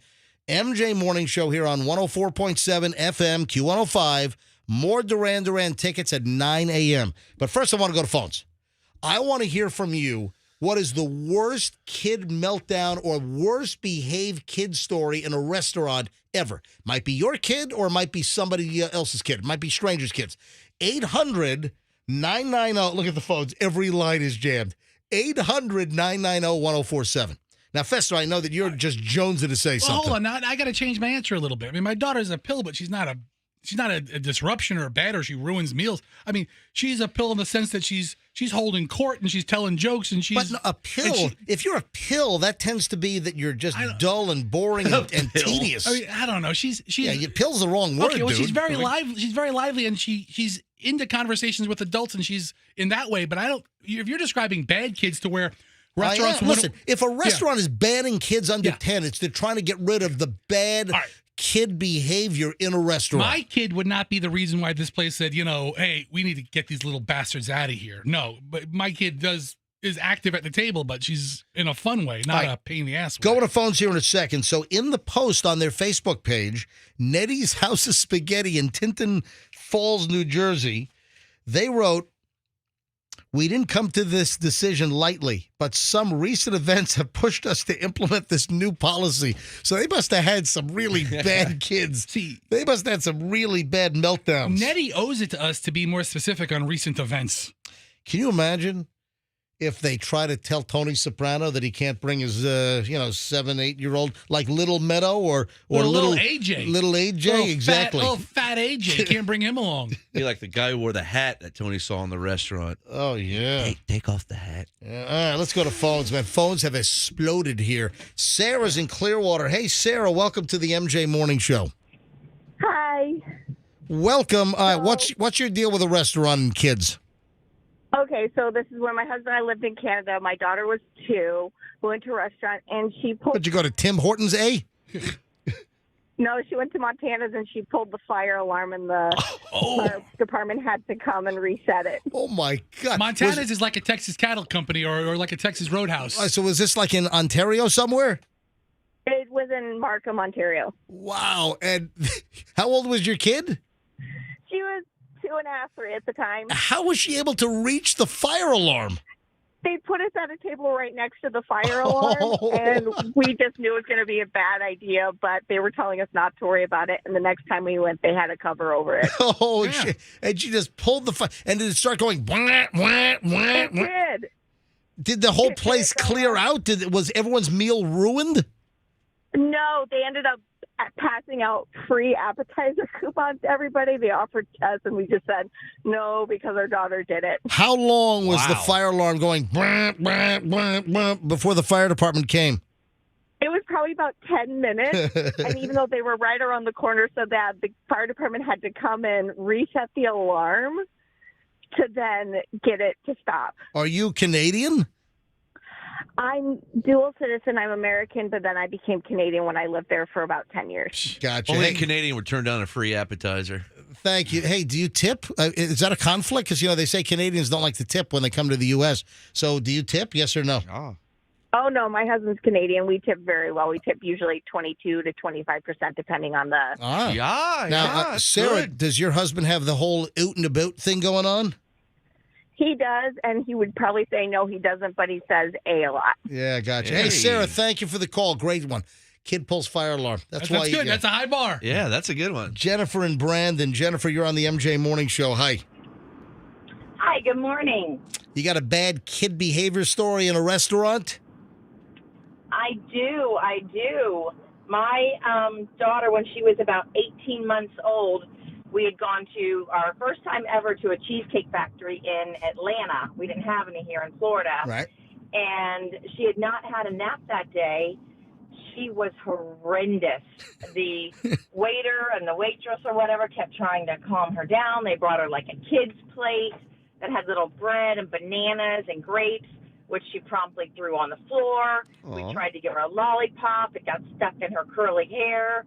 We had to get that out. And finally, a sweet elderly lady at the table next to us literally turned around and said, "Honey, I know you don't know who I am, but I promise you I'm not a kidnapper or, any kind of creepy person, and I'm staying in the hotel right next door. I'd be happy to take your baby if you'd like so you and your husband can have a nice meal." Oh, yeah. Here, hand your baby to a stranger. I'm not a kidnapper, I swear. Exactly. But that's how bad she was behaving, is that a total stranger was thinking, "I'll take your child off your hands." And you gladly gave up your baby like you were dropping it off at a fire station, right? Yeah, exactly. Hey, thanks for the call, Jennifer. Pretty good. If you're just tuning in, that is good. I mean, she didn't duty in the lobster mac and cheese, but we're pretty good. What's this? Doesn't look like lobster. We're taking phone calls. Those kids are probably monsters, and she's not here to say yes or no. Oh, stop. No, they're good kids. No, I've seen videos. Roxanne's kids are probably really difficult. See, I don't think so. There's a difference between having... I think Roxanne's kids are banned from the Himes Breakfast House now. And Shells. And Shells. Shells like, "Listen, Roxanne, we love you." Yeah, but Roxanne endorses both. leave the kids. Yeah. No, MJ, listen, I think the three of us, Froggy's kids, my kids, Roxanne, they're lively kids and they're fun kids, but bad kids, like meltdown kids, I don't have that. I'm surprised my kids aren't bad. We're taking It's calls weird. because there's a New Jersey restaurant starting March 8th, a New Jersey restaurant banning all kids in the Nettie's Spaghetti House under 10 years old. Say, do you go to, as high expensive as I go is Chili's, but you go to expensive places. Are there places that don't does Burns let kids in? Yeah. Okay, Burns will let kids in, sure. If they do, anybody should. I mean, I remember MJ used to tell a story. He used to take the kids to Burns and like old farts, like, giving him side eye. Yeah, I mean, That's true. Yeah, I remember you told me that story. Years ago when the kids were little and we would go out to Burns, we'd bring the kids and I'd get some side-eye. Sylvia's in Riverview. Hey, Sylvia, welcome to the MJ Morning Show. Good morning.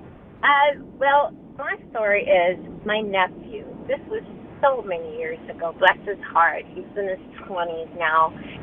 We went to eat at the barbecue place in Busch Gardens, and he must have been like a year, at least a year old. What happened? Well, he had a meltdown, and I remember this because I think like we were trying to give him some chicken or whatever, and he just took it, and he just like got upset about something, and he pretty much had a tantrum, and he started throwing food everywhere, and we couldn't control him, and he was like beating us up with like the chicken bone in his hand, like hitting everybody. And So the kid was like possessed, like he was demonic or something. They have good. I don't know, but I always remember that. Yeah, throw him into the lion's cage or something. Thank you, Sylvia. The chicken and rib meal there is really good. At Busch Gardens? Yeah. Michelle in Bradenton. Hey, Michelle, you're at the MJ Morning Show phone-in line. Welcome. Good morning, MJ. How are you? We are well. Do you have a really badly behaved kid in a restaurant story, yours or somebody else's?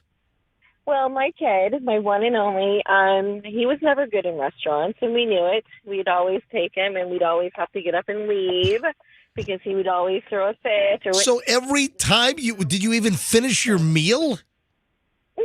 Never. Yeah, my husband's like, I'll meet you in the car with the kid, and I'd always take the kid. Oh. But one time we were at a restaurant, and he was like almost about a year and a half, and he was, he's a year and a half, So I picked him up, and I started, I thought, well, maybe he needs his diaper change.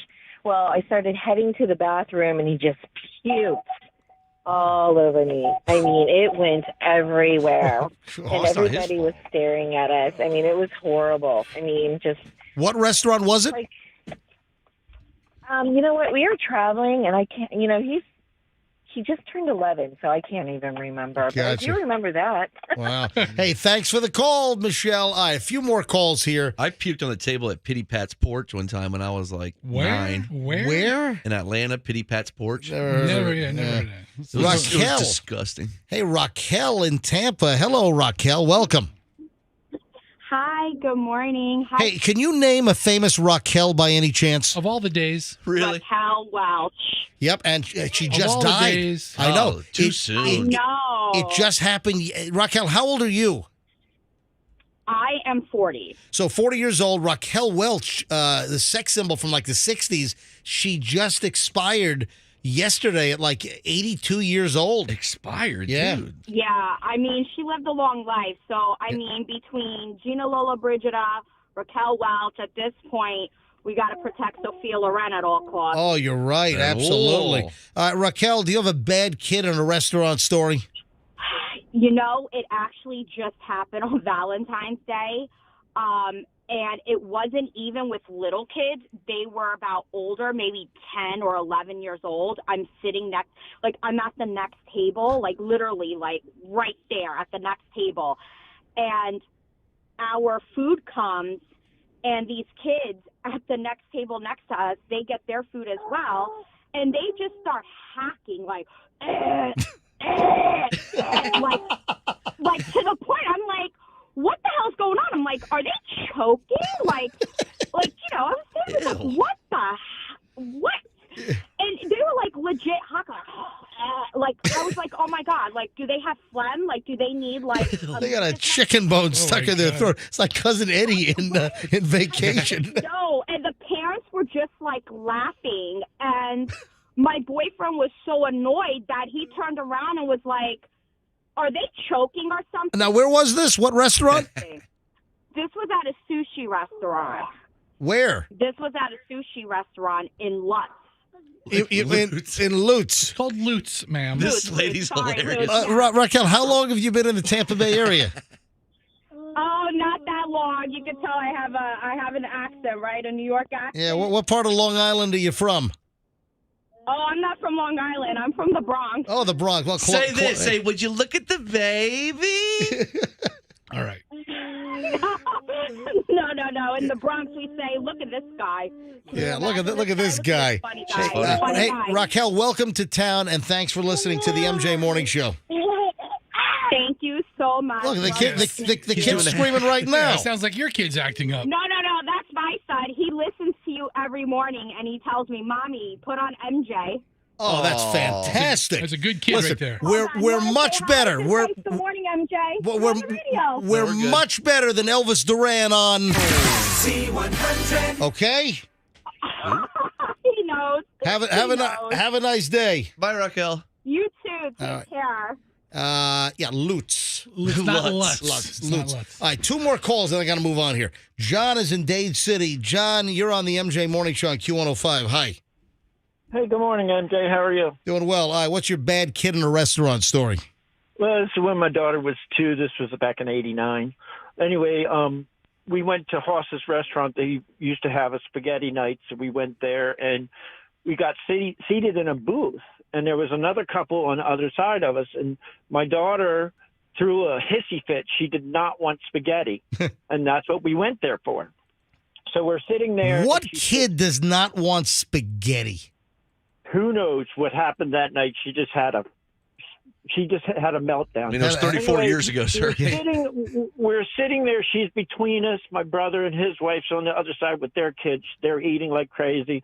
My daughter just picks up the plate and throws it over her head, and it goes in the lady's hair behind us. In the booth. That's great. That's good luck. But you know what you see, like you know when you see like a 2 or 3 year old eating spaghetti, and all the little pieces, it's all over their face. They got like it's like they have one of those facial masks all over their face of spaghetti sauce. Ugh. You know what I'm talking about? Kids. All right, No, buddy. it wasn't on her face. It was on the lady's hair behind us. I know. She was pissed off at us. Oh, 1989. Thank you, buddy. Thanks, John. Have a great day. One more call. Bernie in Bradenton. Hey, Bernie. Hello, Bernie. Welcome to the MJ Morning Show. You got the final say on kids behaving badly in restaurants because this has caused a New Jersey place called Nettie's House of Spaghetti to ban all kids under 10 beginning on March 8th. So what is your bad kid story? Hey, guys. Thanks for taking my phone call. You guys are the best. Thank you. It's kind of similar to the last guy's story. I'm actually from New Jersey, too, but we were traveling into Cape Cod. We were at an Italian restaurant, so I was probably 12 at the time. My little sister was about 3. She had a meltdown. She had spaghetti. She froze it up, and they had ceiling fans. Oh, my God. All over the walls. That's great. Throw spaghetti into the ceiling fan. They were so mad. But it even gets better. Oh, my God. We had glasses of water, and that magician trick where you take the cloth and you don't move the glasses, she did that. Right. So it was, like, surprising, and everybody also in the restaurant saw that. They started clapping. Well, my dad was so mad, he just, like, turned his chair around, would not even look at us, and then eventually we had to get the check and leave. It was pretty embarrassing, but it was pretty funny. Did you, if you're out on the Cape, if you're at Cape Cod, did you stop for some Four Seas ice cream? No, we did not. That's we a famous... were taking the ferry to go to Nantucket. Nantucket. Yeah. Yep, there you go. Or Martha's. Hey, thanks for the call. What's up with all the spaghetti stories? I know it, right? Lots, and the whole story originates How about from a spaghetti place. The whole story originated that Nettie's House of Spaghetti in Tinton Falls, New Jersey, is banning spaghetti or banning kids under 10 coming up on March 8th. Too much slurping with the kids. Yeah, I guess so. Hey, Roxanne, should we call her? About You what? should see if she feels She's sick. okay. Let her be Yeah, sick. you know what? Because it's not often that she'll. She's never done that. She texts in sick. Spencer did annoy her But yesterday. we haven't heard from her because typically she'd be like, guys, you can call me. Yeah. If you need me, you can call me because she doesn't want to be left out. So she must really be sick if I think she's. she needed a day away from Fester. Hold on. Who needs a day away from me? Do you think there's an. Yesterday, you guys were getting a little Okay. tense. Do you think there's an ulterior motive here on why she's not here? Are you buying she's legitimately sick? Wait, Christy retiring? It's going to be the Chad and Roxanne show? No, Man, I tell think you she's what, legitimately I don't know. sick. Christy would never leave Chad there. I hope she's. That deadly Marburg virus is going around. Africa. She might have the African virus. Yeah. All right, hold on a minute. let me call Roxanne. Didn't Roxanne say she had like a job yesterday where she was like coaching athletes or something? She had an appointment yesterday afternoon. I don't know. So she's sick and she's like hacking up a lung over some like star tight end. She's getting all kinds of NFL draft prospects sick. Now, because she coaches young men that are going into the NFL draft on how to behave around the media and interviews and how to answer questions. Oh man! Oh, she's not picking up. Oh, what's that? Hello. Hey. Hello. Wait a minute. Where are you? Who? Hey, Roxanne, it's MJ and the crew. Where are you? Hold on. Let me get into. I'm at home, but let me get into position with my head hanging off the. I'm hearing beeping like you're like in a car or something. Roxanne, how do you feel? I'm in my house. I feel like crap. Okay. And I apologize, but I woke up in the middle of the night and I texted all you guys, and I was so out of it when I did it that I didn't take it out of airplane mode because I always sleep in airplane mode. So then I just texted you guys. I went back to bed. I turned my alarm off. And then I woke up at before 6, and I look at my phone to see if you guys responded or whatever.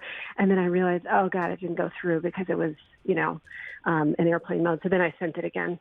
Yeah, I didn't see it because I mentioned earlier, Fester said no Roxanne today, and I didn't. That was just before we went on the air at 6, like the song was playing, MJ Morning Show, rock and roll. And Fester said to me as I'm putting my headphones on, hey, no Roxanne today. I didn't ask why because we were coming on the air. And then a little later I said, hey, by the way, folks, no Roxanne today.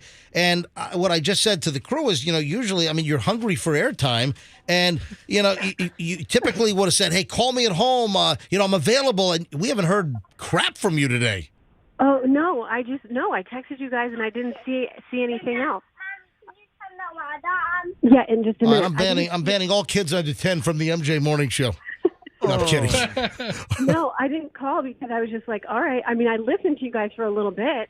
And I didn't even hear you say I wasn't there. I was like, all right, they got this under control. I'm just going to rest. Yeah, barely. I just had like a really bad. Hey, Doug, can you watch her for just a second? Yeah, hey, Doug. Watch Doug. Doug, how about you do something in the mornings, Doug? And Doug. All right, so what's I want you too, but I gotta talk for a second. Well, what is wrong with you? What is making you feel ill? So I was just going to tell you that I just I didn't. So my kids are always germy. So Daviana's coughing and acting, That's great. Then you bring it all in here for us. Well, no. All last week I didn't feel that great, but I wasn't going to call in sick because it was just more like a little cough and a little tired. And do you have the last case of COVID in America, maybe? No, I don't. All right. No. And then this morning, in the middle of the night, I was just like, chills. I had the chills. And then I also had That's like the flu. Yeah, no, do you have a fever? I think I did, but I haven't, I'm trying to get my kids out the door to go to school, and I haven't had a chance to take my temperature. I don't feel as chilled now, but I just, in the middle of the night, I was like, oh, I don't want to, if I have that's the barometer. You don't go to work or you don't go places if you think you have a fever.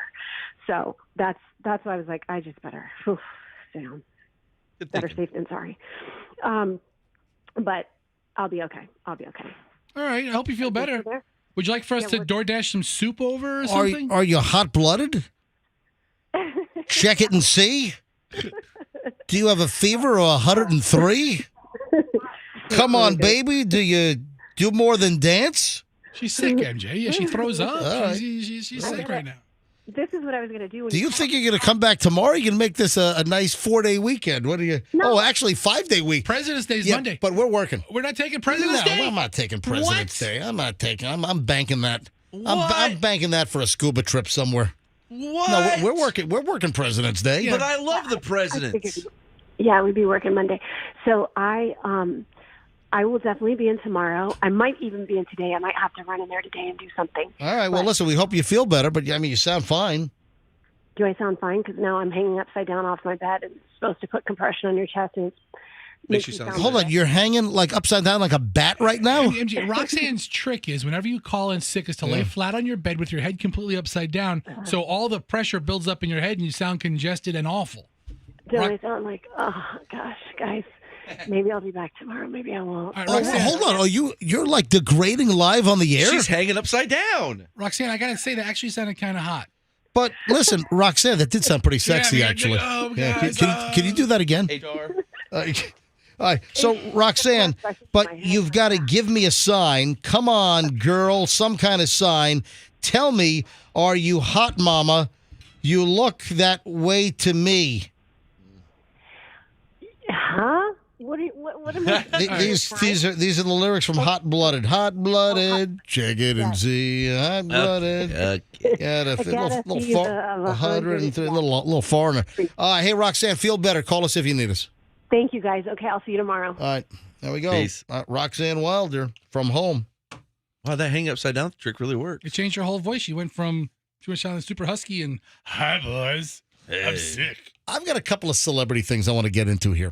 I'm going to lighten you around a couple of celebrity things. First of all, talk about being born with a silver spoon in your mouth. Did you see Bill Gates' daughter, who's 26 years old, is living in a $51 million New York City apartment? Wow. I thought he was going to leave nothing to his kids. I thought that was that was I think it was Bill Gates. No, Warren Buffett. Part of their foundation is they're only leaving a small percentage to their You know, I kids. think you're right. I think Bill Gates also has said he's not leaving everything, and Warren Buffett, another extremely rich dude, was only going to leave his kids like $10 million, which is just a pittance because the guy's worth like I don't know, like that guy's cheap. I was watching a documentary, and he was like, he only ate Egg McMuffins when they're on sale. Dude, I read a story about Warren Buffett drives like a 1985 Ford pickup truck. He Really? does. Yeah, What's he the does. matter with him? He goes to McDonald's every day for breakfast, and he'll get a sausage biscuit if the market's down. He also drinks 6 Cokes a day. Yeah, and listen to this. When he did you saw a documentary too, then. Yeah, well, it's like depending on how the market does is the grade of breakfast sandwich he gets at McDonald's. Like if the market's up, he'll get it with like bacon and egg, and if it's down, he'll just get with egg, and then So he'll just get weird. sausage if it's. He eats McDonald's every day. I saw a story last night that Bill Gates' daughter, 26 years old, living in a $51 million New York City apartment on Greenwich Street, which is West Village. Jeez. I know the building. I mean, I saw a picture of the outside of the building. I know that building. I've walked by that building. And tell you what, God, how do I say this? Oh, I better not. I'm going to get in trouble. Be a tad bit of overkill, Ms. Gates. What are you going to say? Say Say it. Which No, one? no, Jennifer or Phoebe? He has 2 daughters. That's Jennifer. Say it, you weenie. Nah, I'm not going to say it. Anyway, did you hear what Steven Spielberg said about Tom Cruise's movie, Top Gun Maverick? What does Spielberg know about movies? I don't know. I've seen AI. Yes or no? Did you hear what? What he said? I don't know.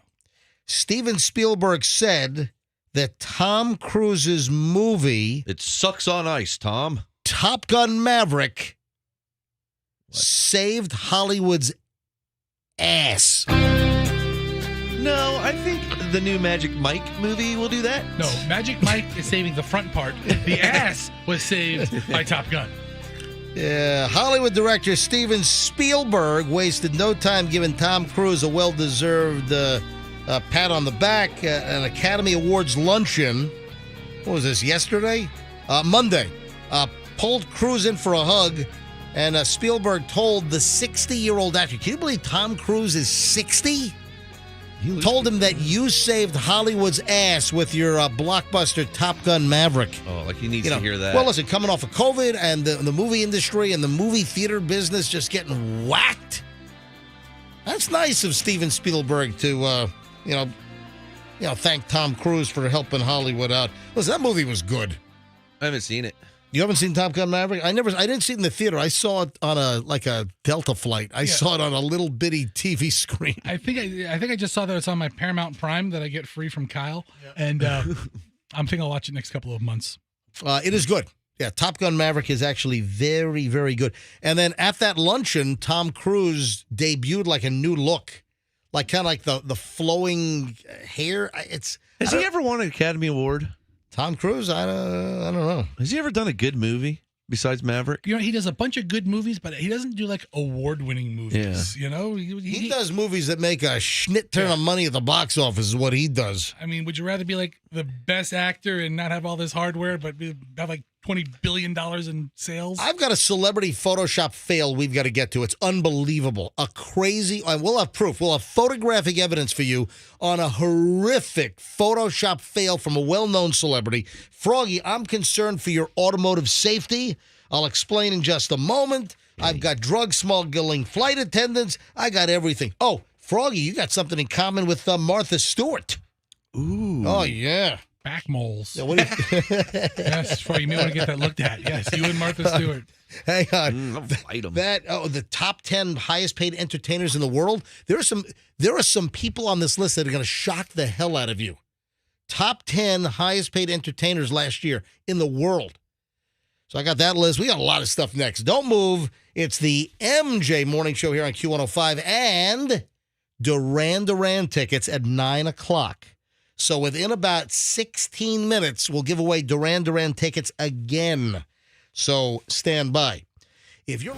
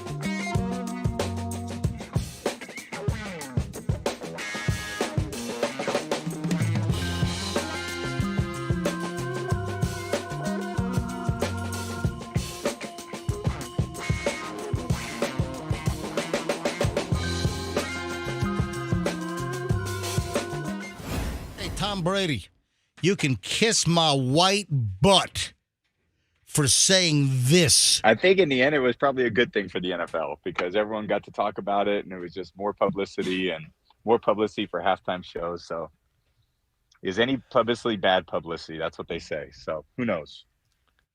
Tom Brady made that comment on that radio pod, whatever the hell he does, like earlier in the week. He makes it. You know what he's talking about? I do know what he's talking about. We do because we mentioned this at 6 o'clock this morning. I mean, I got off on the wrong foot today. I really did. The first thing I brought up this morning at 6 o'clock, and folks, hopefully you get to listen to the whole show.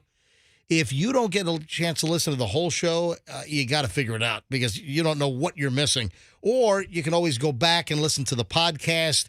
You know, there's so many crappy podcasts. Do you know what's going on in the podcast industry? Podcasts are being canceled left and right. All these companies that put out all of these podcasts where they have 8 people listening, like and Podcast One and they those big companies, and they paid hundreds of millions of dollars to all this talent. There is a major contraction right now going on in the whole podcasting business, and you had companies that would pay $300 million to buy a podcast company, and they're flops. And what we're learning is there are only a handful of really big podcasts. Joe Rogan's it. He's really, the Johnny Carson. He's the top of the mountain right now. But still, there's a handful. But there's so much garbage out there. I mean, you look at what we do, and we're doing just 4 hours of just nonstop. I mean, we're doing good content every day. I know it sucks, and I know it's good. And I know we're doing the best morning show in the entire Tampa Bay market. I think we're doing the one of the best morning shows in the entire USA. And if you're looking for a podcast, don't go through insufferable crap. You can listen to our podcast. We take our entire show, and the whole thing is pared down. All the commercials, the little music we do play is taken out, and it's just nonstop content. And our show is podcast every single day. By 11 a.m., we're posted everywhere. Apple Podcasts, Stitcher, Spotify. I mean, we're everywhere. Or we're on mjmorningshow.com. We're on the MyQ105 app. We're on myq105.com. You can listen to our podcast every single day or even watch the video cast. We're on MJTV right now. I'm putting my finger right in the lens. We're on MJTV right now. Every day, 6 to 10, we're live. So you can watch us live. Go to mjmorningshow.com and click on MJTV. Or you can watch the show later in the day. But for all the podcasts that are out there, the thousands and thousands and thousands of podcasts, I might listen to 2 of them with any regularity. The bulk of the stuff out there is crap. Really? There's a Hack X radio guy that does a podcast, and I just pop on there to laugh because every time I go on there, there's and I'm not kidding, 4 people watching them broadcast, and I'm like, what's the point? What are you doing it for? There's no point. So podcasting, the whole industry exploded, and everyone and their grandmother had a podcast. Oh, yeah, I'm a podcaster. It's like, what are you doing? My grandmother had a podcast. Yes, she's his grandma. I wish my grandmother had a podcast. Like I said, everyone and their grandmother has a podcast. Gosh. And what's happening, it became the new shiny object, and everyone was chasing and throwing stupid money.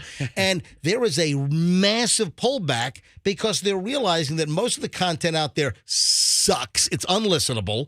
And there was this exuberance and this irrational behavior in signing up all these podcast people, and companies have lost their asses financially.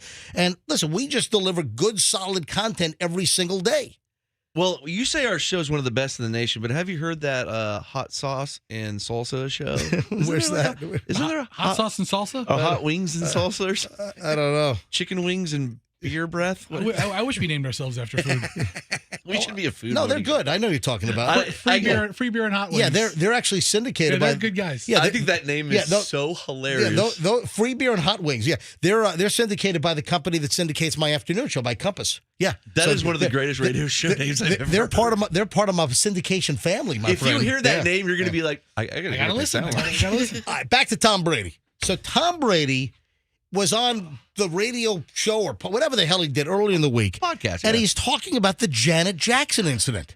Janet Jackson, Super Bowl halftime show, 2004. At the very end, Justin Timberlake rips this little leather Velcro trapdoor thing off her boob, exposes Janet Jackson's nipple with like a cog from a grandfather clock around it, and it turns our business upside down. So this is Tom Brady saying, oh, yeah, I think the Janet Jackson incident was great for the NFL. Well, I'm going to tell you who it was not great for. I think in the end, it was probably a good thing for the NFL. No. Because everyone got to talk about it, and it was just more publicity for halftime shows. So is any publicity bad publicity? That's what they say. So who knows? That started an avalanche of content issues. That Janet Jackson incident made our radio lives miserable.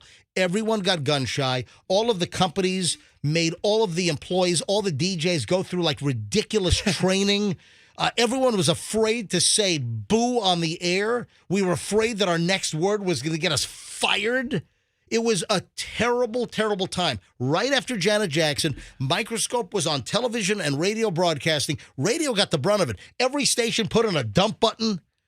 Every station had special training, sensitivity, this, you can't say this word. You know, we had to go through every single best of show and pull out anything that remotely could get us fined or fired. I did. So Tom Brady, you could take your little Janet Jackson was good for the NFL. It wasn't good for me and the MJ Morning Show and every other radio DJ out there. So you could just shove that deflated football sideways as far as I'm concerned. You'd want to shove it straight ways. Yeah, that'll hurt. Number Sideways. one. Number Two, two, extra injury. I want you to shove little Stewie's head right up there. When I think of little Stewie from Family Guy, it's like it's a football head, right? When I think of companies that need publicity, the NFL comes right to mind. When I think of things that don't get enough attention just by existing. So that's why I'm angry at Tom Brady making a stupid remark like that. Our lives were miserable for, I think, a couple of years. Hey, Tom Brady, you have $500 million. How about you buy a microphone that's actually worth a hoot? And how about you learn to say publicity, Tom? It's you hear him butcher the word a second? All publicity is good publicity. Hey, guess what time it is? Time to poop on Tom Brady more? Yes. No, it's time for... Ladies and gentlemen, it's time for Duran Duran tickets! Oh, my eardrums. You guys ready?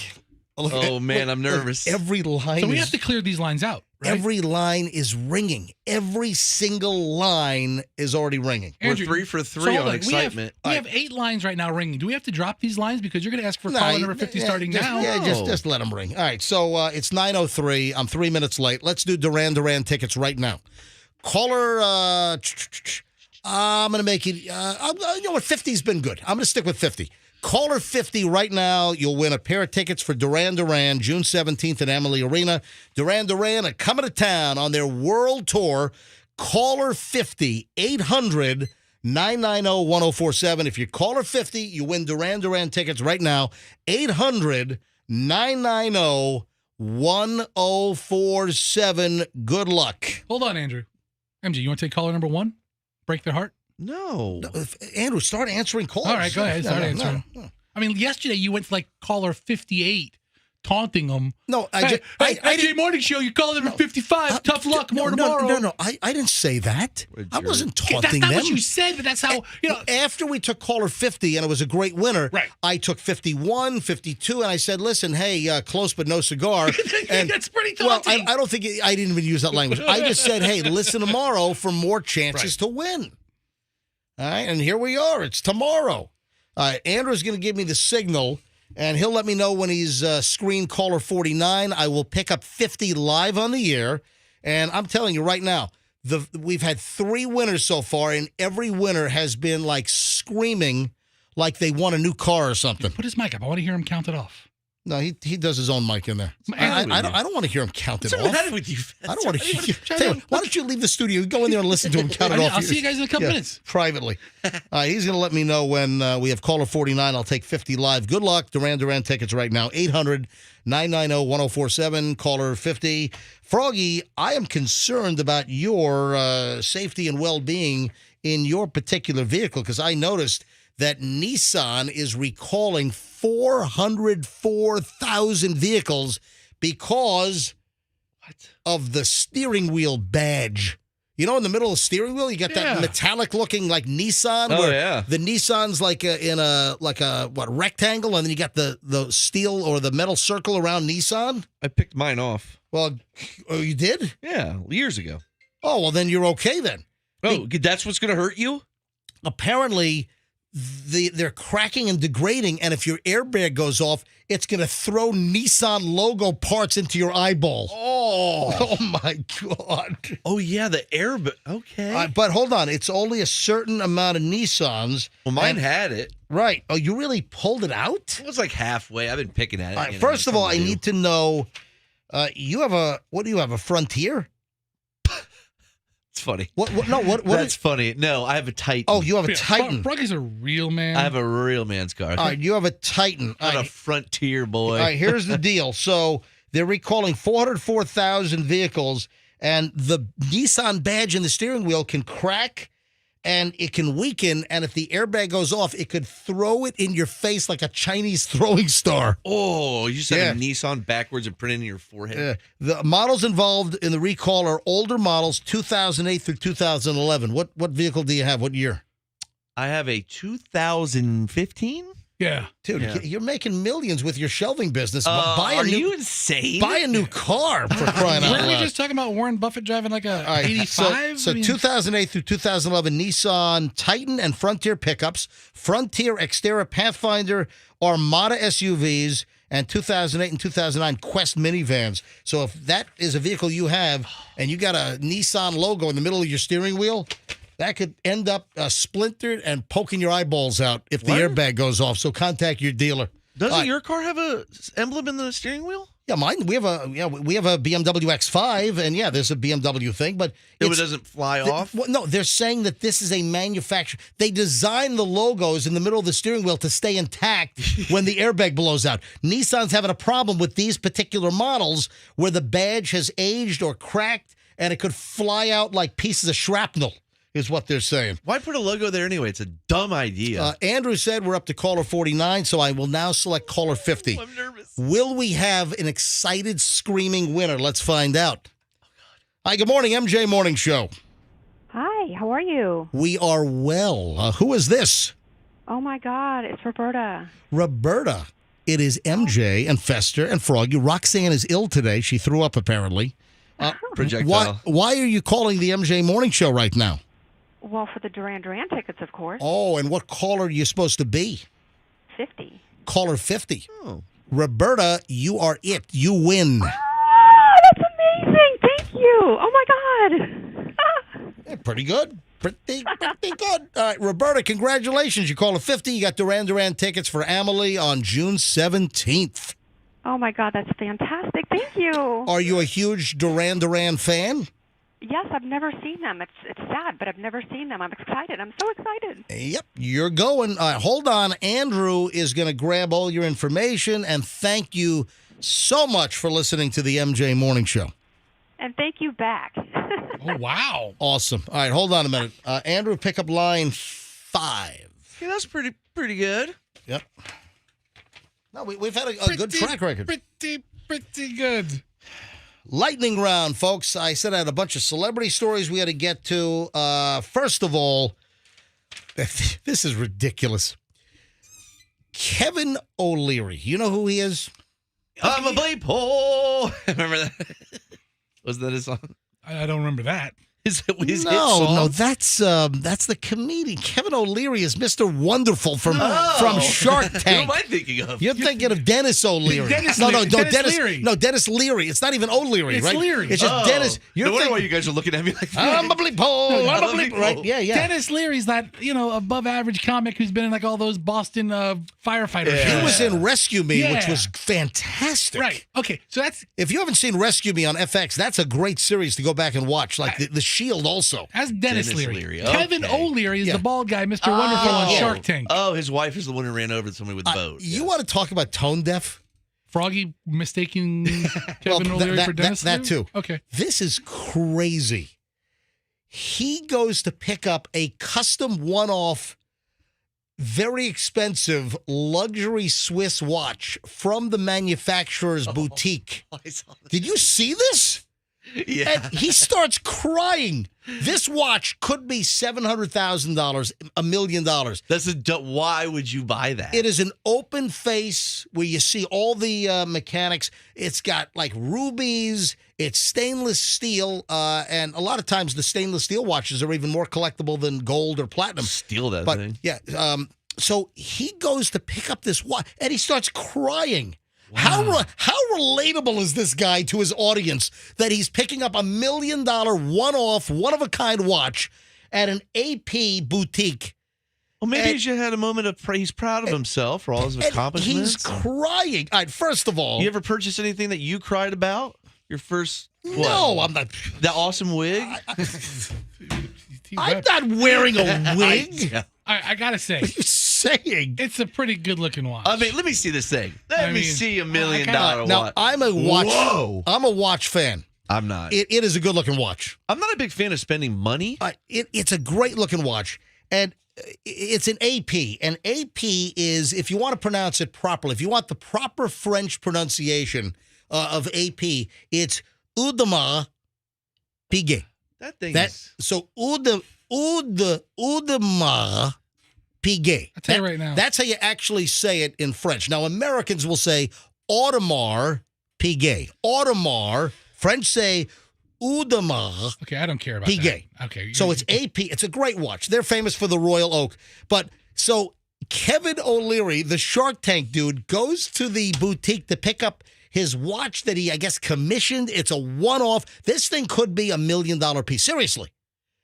And he starts crying, and they video this, and they're putting this like tone-deaf video on his YouTube channel. I mean, how many of his viewers and fans can relate to them? Really? But listen to this. First of all, problem number one. Hey, Mr. Wonderful here, doing what I love to do, picking up a brand new watch. Now, in this case, it's AP, Audemars Piguet. Now, let me... First of all, he's not even pronounced. It's Audemars. But first of all, the S is silent, and it's not Audemars. It's Audemars or Audemars. Oh, man, who gives a turkey? I mean, you want to talk about tone deaf? Let's have you correct his French. Hang on, I'm getting to it. Then, listen to it. He starts crying. He's in the boutique, and he's crying. What you have to understand about watch collecting is it's a slow art. It's figuring out where to go next and starting the journey, and the destination is years away. That's what happened here. Thank you, Mr. You have Wonderful. to work with the designers to design it.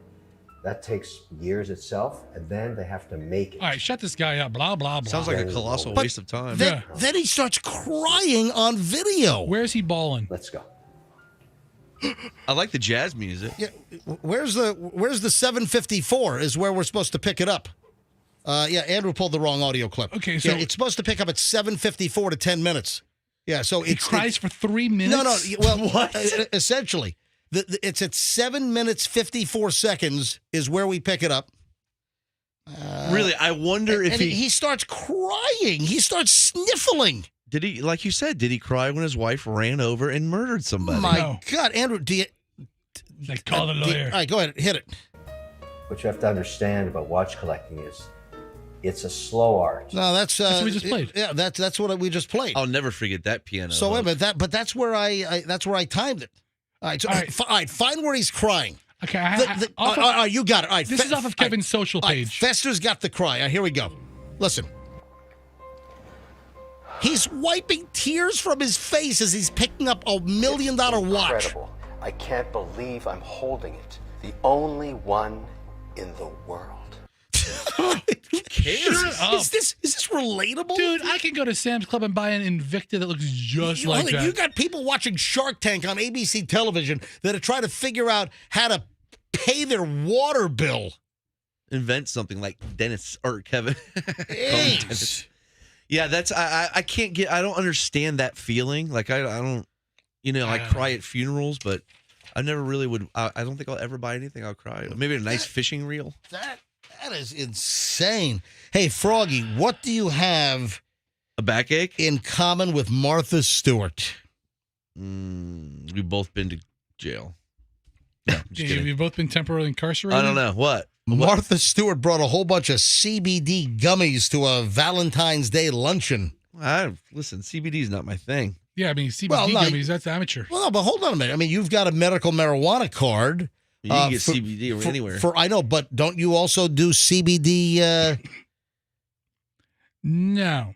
Festa, I think for that cough. I think you need some. Dude, you need some CBD for that cough, man. I'll take some right now. Yeah. Can you control your cough, or it just comes it out? comes and goes. I'm talking, and I wish we just had a button for something like that. Yeah, like a cough button. My cough button is like 6 feet away. You got to love Martha Stewart. She went to a Valentine's Day ladies' luncheon. Good for and her. she's passing out CBD edible gummies. You know, she's 81 years old. You know what's amazing about her? She keeps herself in the news all the time. Yeah. She did that viral Tito's video. She's friends with Snoop. Didn't she do a Super Bowl commercial? She's everywhere. Yeah, she is. And is it me or is she getting hotter? Yeah.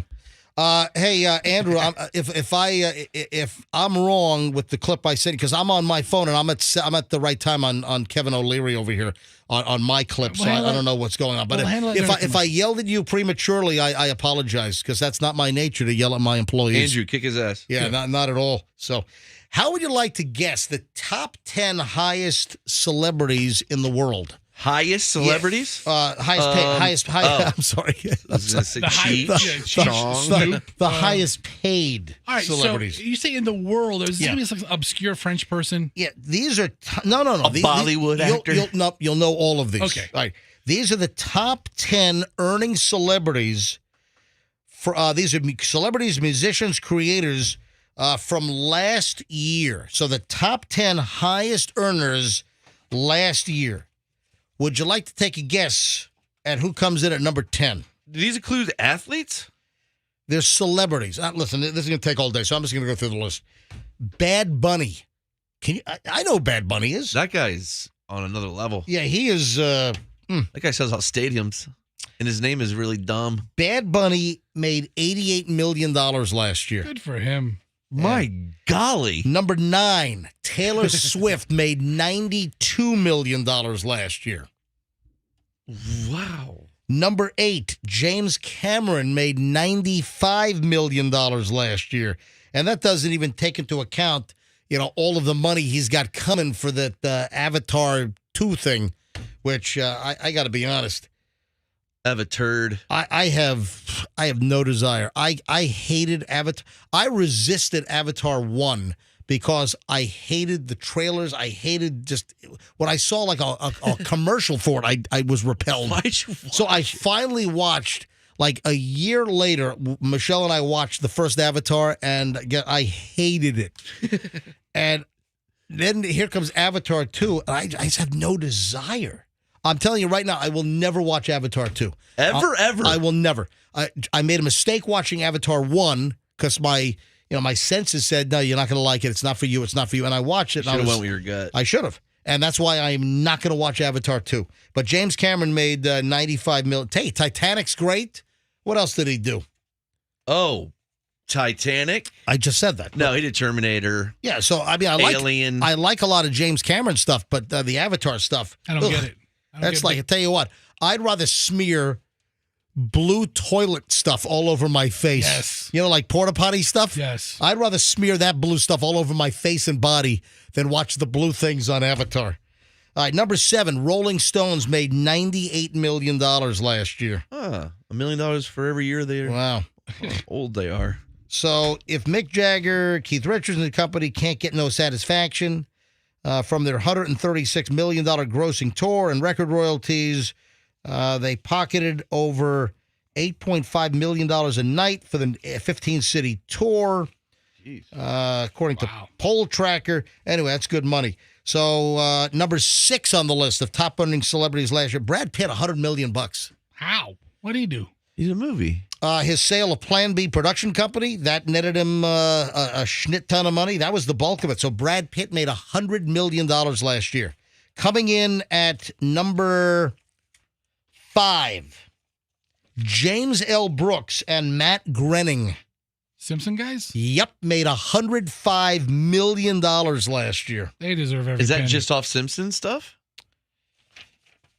I mean, that show's still on, right? The Simpsons migrated all 30 seasons to Disney Plus from FX. Oh, okay. So a bunch of streaming money here. That's an enormous amount of money. Number 4, Another duo. Ooh. I catch Michelle watching this show all the time.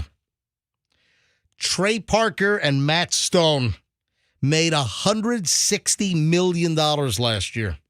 Yeah, South Park's just having a crazy I have resurgence in popularity. I have a movie that they made, but it's the very first movie they made. Yep. And there's a part of the DVD that they talk over, what is it called when they talk over the movie and they tell you about things? Commentary? Narration? And they were this movie's from like 1996, Right. and they were bragging that they made like $4 million last year. They're like, I made $4 million last year, and now they made 160. So Holy $160 million for the South Park guys. And Michelle watches South Park incessantly. I haven't seen that show in years. Is it still funny?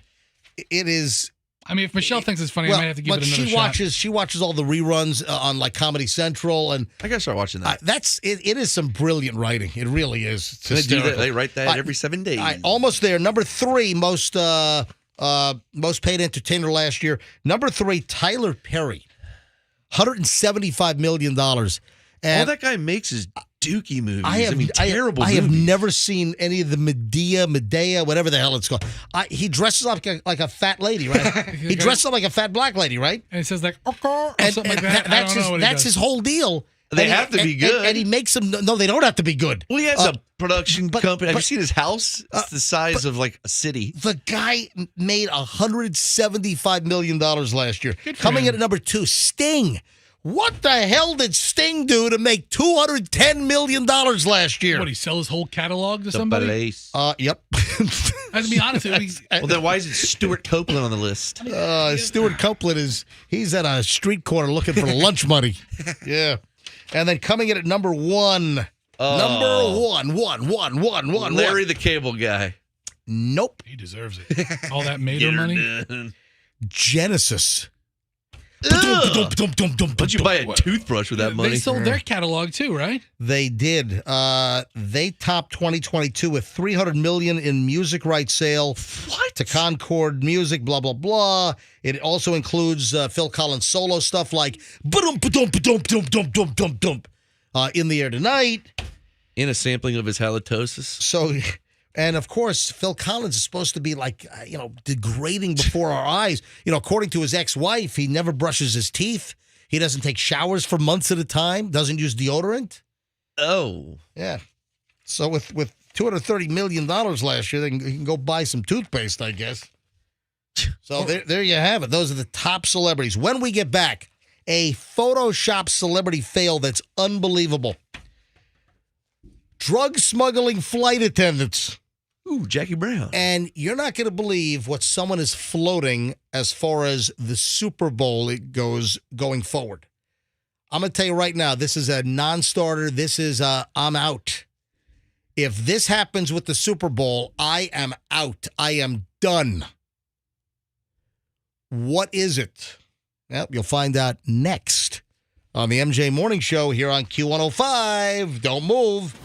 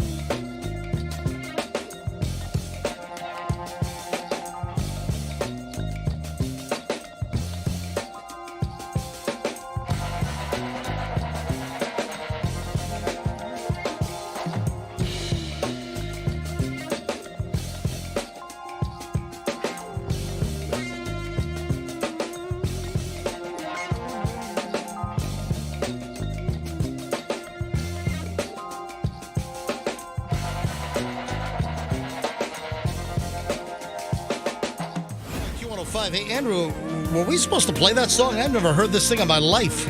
I'm sorry. Michelle just texted me. What is this song? I don't even know this. What? Savage Garden, man. Yes, Savage Garden. I Knew I Loved You. All right. Yeah, back in the day. All right. I don't even recall that song ever. Savage Garden? Yeah, that's a good one. My grandma used to have a garden that I'd call Savage. Savage Garden, yeah. All right. All right, 9:35 at the... Maybe I just have amnesia or something. I don't know. All right, 9:35 at the MJ Morning Show. Fester, I just put this Photoshop fail. Yeah, I'm looking at it. On your computer screen, and this is insane. Kendall Jenner. Well, first of all, do you think the Kardashians or anyone associated with the Kardashians, like Kendall Jenner, do you think they're even remotely honest as far as taking a picture and just posting a real picture that represents that capture in time without adjusting it through any myriad of photo alteration programs? No, I don't think that at all. Nothing. Well, they're almost known for Photoshop and stuff now. But it's ridiculous. I mean, it's almost comical that the Kardashians and those associated with them, they Photoshop every... Well, let's be honest. Even our kids these days, like Chloe and her friends, they'll take a picture and it's a gorgeous picture, but they'll still want to put it through all kinds of filter crap. It's like, just leave it alone. I posted an image of Michelle and me at dinner, Valentine's dinner at Cafe Paradiso. Yes, she looked great, by the way. On Valentine's night, we're out at Cafe Paradiso in South Tampa, and I took a pic. Well, actually, there was a table next to us. Said, "Hey, would you guys like to have a picture?" I said, "Sure," because I was taking a picture of Michelle, and I was going to post, "Hey, Michelle and I out at dinner." And the guy next to us said, "Would you like a picture together?" I said, "Absolutely." So he takes a picture, and it's Michelle and me at dinner, and it's not photoshopped. Nothing's been done to this. I would think you photoshopped to make yourself actually uglier. It is an honest representation. And if you want to see the lovely photo of Michelle, me not so much, the image of us at dinner on Tuesday night, Valentine's Day, you can see it on my Instagram at Certified MJ Radio. You could use a bronzer. If you go to Certified MJ Radio, again, Certified MJ Radio, look for the picture of Michelle and me. Take a look at this thing. This thing has, and this is insane. Do you know how many likes this picture has already? 16. No, it has like 700 and something likes already. That's cool. Everybody likes Michelle. No, but that's a good number. I mean, you look at other accounts that have, and this is my barometer. You look at other, let's say, social media accounts of maybe other radio folks or celebrities that have like more followers than I have. And a lot of times they don't have anywhere near the likes. Right now, 792 likes. It's good engagement, man. And 50 comments on the picture of Michelle and me on my Instagram. Certified MJ Radio. Hey, take a look. And if you want to comment on how beautiful Michelle looks and how much I look like the troll under the bridge and 3 Billy Goats gruff, go right ahead. Really the most amazing paradox I've ever seen in my life. It's one of life's greatest unexplained mysteries. Beauty and the Beast. I mean, I wouldn't even insult the Beast to compare you to him. I mean, it's like Beauty and the Troll. Oh, yeah, you're one to talk over there. Yeah, you're real good looking. Yeah, you're who's the green? You're Shrek over here. Yeah. Yeah. All right. So, Certified MJ Radio. Take a picture look. That hurt more than I thought it would. Yeah. Ouch. Yeah, you have Mike Myers' Scottish voice. All right. Take a look at the picture. Take a picture look. Just go to Instagram, check out the picture of MJ. Certified MJ Radio. So Anyway, what's the fail with the Jenner? The point is, I didn't Photoshop anything. Take a look at this Kendall Jenner picture. Look at her hand. It is like the size of a platypus tail. And it's, what is going, hey, Froggy, take a look at this image at her hand. What is going on there? That hand. Here's the wrist. How do you even do that to your hand? What is going on there? Morphing into a lizard. This is the craziest. It looks like a dog leg. It is ridiculous. It looks like your dog's leg. What have they done to Kendall Jenner's hand? Hey, Andrew, did you get this posted by any chance? It is. It looks like she lost it. It's like her hand is a flipper. Yes. It is thin as, you know what? It's like a kayak oar, or a kayak paddle. Yeah, that's. I'm telling you, Didn't they notice? I could cut that off and stick it on the end of a kayak paddle that I got at Dick's. That is all right? weird looking. It is bizarre. If you mean- want to see a Photoshop fail, it's inhuman. Her butt looks good. Yeah, her butt looks great, but it's inhuman. You got to look at her hand. Go to mjmorningshow.com, mjmorningshow.com, and stories mentioned on the MJ Morning Show. It's going to be at the top. You'll see the tiles at the top, and just look for stories mentioned. You might need to click the arrow to move it over, but click on that, and then you'll see the link to the Kendall Jenner picture, and it is ridiculous. So she could just poke you right in the eye with it. Oh my! I'm telling you, it's like a kayak paddle. It is. What a creep. Tell you what, I think that the kayak companies ought to study your hand. That might be great for like water dynamics or All right, something. I got a little new research and development. We're going to start with this picture of a Jenner over This is here. our new Kendall Jenner paddle. Look at this, boys. Yes, 27% improved water fluidity. So, all right, if the Super Bowl does this, I'm out. You know what it's going to sound like? It's going to sound like this. Hold on. Take two. Okay. You know what it's going to sound like? What? It's going to sound like this. Tell me. Because I'm out. There is a former president of ESPN that is floating a proposal, which is very controversial, to increase NFL revenue, like they need more revenue. Oh. He's suggesting, where do you think this is going? If it's from ESPN, they have that service like ESPN Plus where all the good stuff is pay-per-view. Yep, exactly. So this guy is suggesting that the Super Bowl should go pay-per-view. I'm telling you right now, if the Super Bowl goes pay-per-view, I'm not watching. I'm not paying. I've never bought a pay-per-view, ever. Really? Well, I mean, we'll buy a movie. I'll buy a movie for $2.99 on Amazon or something. You don't buy like a boxing fight, or you wouldn't buy like UCF 600, UFC, whatever, USF. Yeah, University of Central Florida 600. Yeah, no, go I Knights. I don't. Okay. I don't buy pay-per-views. If they made the Super Bowl pay-per-view, I'm not watching. I'm not paying $29.99 or $19.99 to watch the Super Bowl. Nah, I'm out on that. Doesn't the NFL get like Jake Paul, I'll watch. Doesn't it get like public money for like stadiums and stuff? Do you know about drug smuggling flight attendants? I'd like to know more about them. This is a thing. I just think of Jackie Brown all the time. There you go. Right. I just read a ago, and between flights, she exited the San Diego airport, returned later in the day to go to San Diego to Boston, and, according to her plea agreement, she attempted to utilize the known crew member queue, a TSA security line that lets the pilots and the flight attendants, and you'll see the name tags or the badges that the flight attendants have, and it's known crew member. And she was a drug smuggler. Whoa. She had the KCM card, the known crew member card. Now she's a former Mesa Airlines flight attendant. Now Mesa, they typically feed to like a Delta or I'm trying to think. Mesa, is it United, Delta? Is it a regional carrier? Yeah, it's a regional carrier. They fly like the regional jets, like the Canadairs and the Embraers and the Bombardier. Those kind of the smaller jets. So, but this is a big deal. Drug smuggling flight attendants. And I read this whole story. It's like, hey, next time you're on a flight, is your flight attendant a drug mule? I hope my flight attendant's that awesome.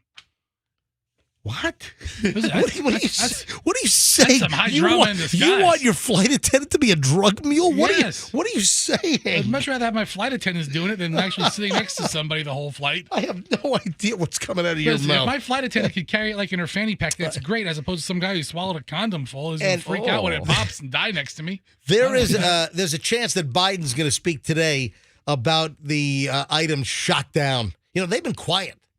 I don't care who the president is. When, we have the Chinese balloon that we shot down, that's a known quantity, and we're collecting the parts. But then we have the 3 other items. One shot down over Lake Huron, one shot down over the Yukon Territory in Canada, one shot down over northern Alaska.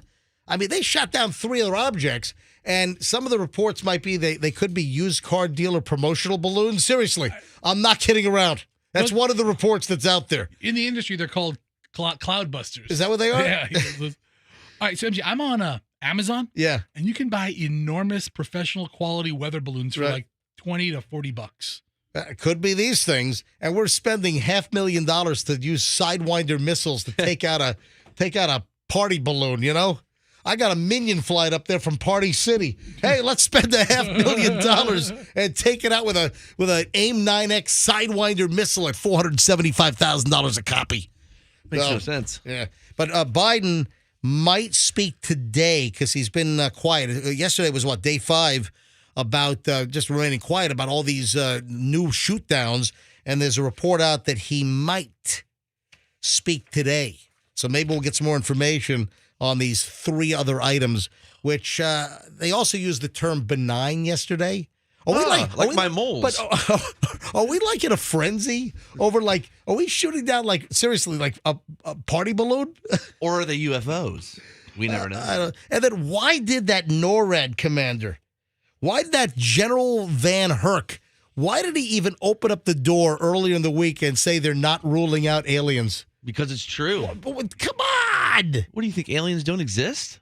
What are you, nuts? Come on, why would you even bring that up? There's so many. Thanks for the question, Helene. I'll let the intel community and the counterintelligence community figure that out. I haven't ruled out anything. At this point, we continue to assess every threat or potential threat unknown that approaches North America.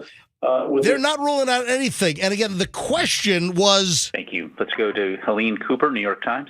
Hi, thanks, Pat, and thanks for doing this. This is for General Van Herk. Because you still haven't been able to tell us what these things are that we are shooting out of the sky, that raises the question, have you ruled out aliens or extraterrestrials? And if so, why? Because that is what everyone is asking us right now. Oh, my God. And then that's what he said. We're not ruling out any. No, you say it's not E.T. It's not an alien. So you think. Oh, man. Yeah. How many alien YouTube channels are you subscribed to, Froggy? Oh, my God. At least 10. Yeah, I know. And a good flat earth one that I was starting to believe it. Just saying. I mean, they're not wrong. You guys done? Anything else? See you mañana. And hopefully Roxanne feels better. Yeah, hopefully Roxanne will join us tomorrow. I thought it was a decent Thursday show. I entertained myself. And listen, that's my barometer. It would have been better if Roxanne was here. You know that's true. You know what? The show just sucked. Out of a 1 through 10 scale, we were probably a 1 today because Roxanne was not here. Yep. Need you back, Roxanne. Feel better. All right, folks. We'll be back tomorrow. Friday show. We'll hopefully wrap up the week on a strong note. No, today was a great show. And we'll see you tomorrow on the MJ Morning Show on Q105. The website is loaded. MJMorningshow.com. Oh, we'll have more Duran Duran tickets tomorrow morning on the MJ Morning Show. We'll see you tomorrow, and let's be careful out there.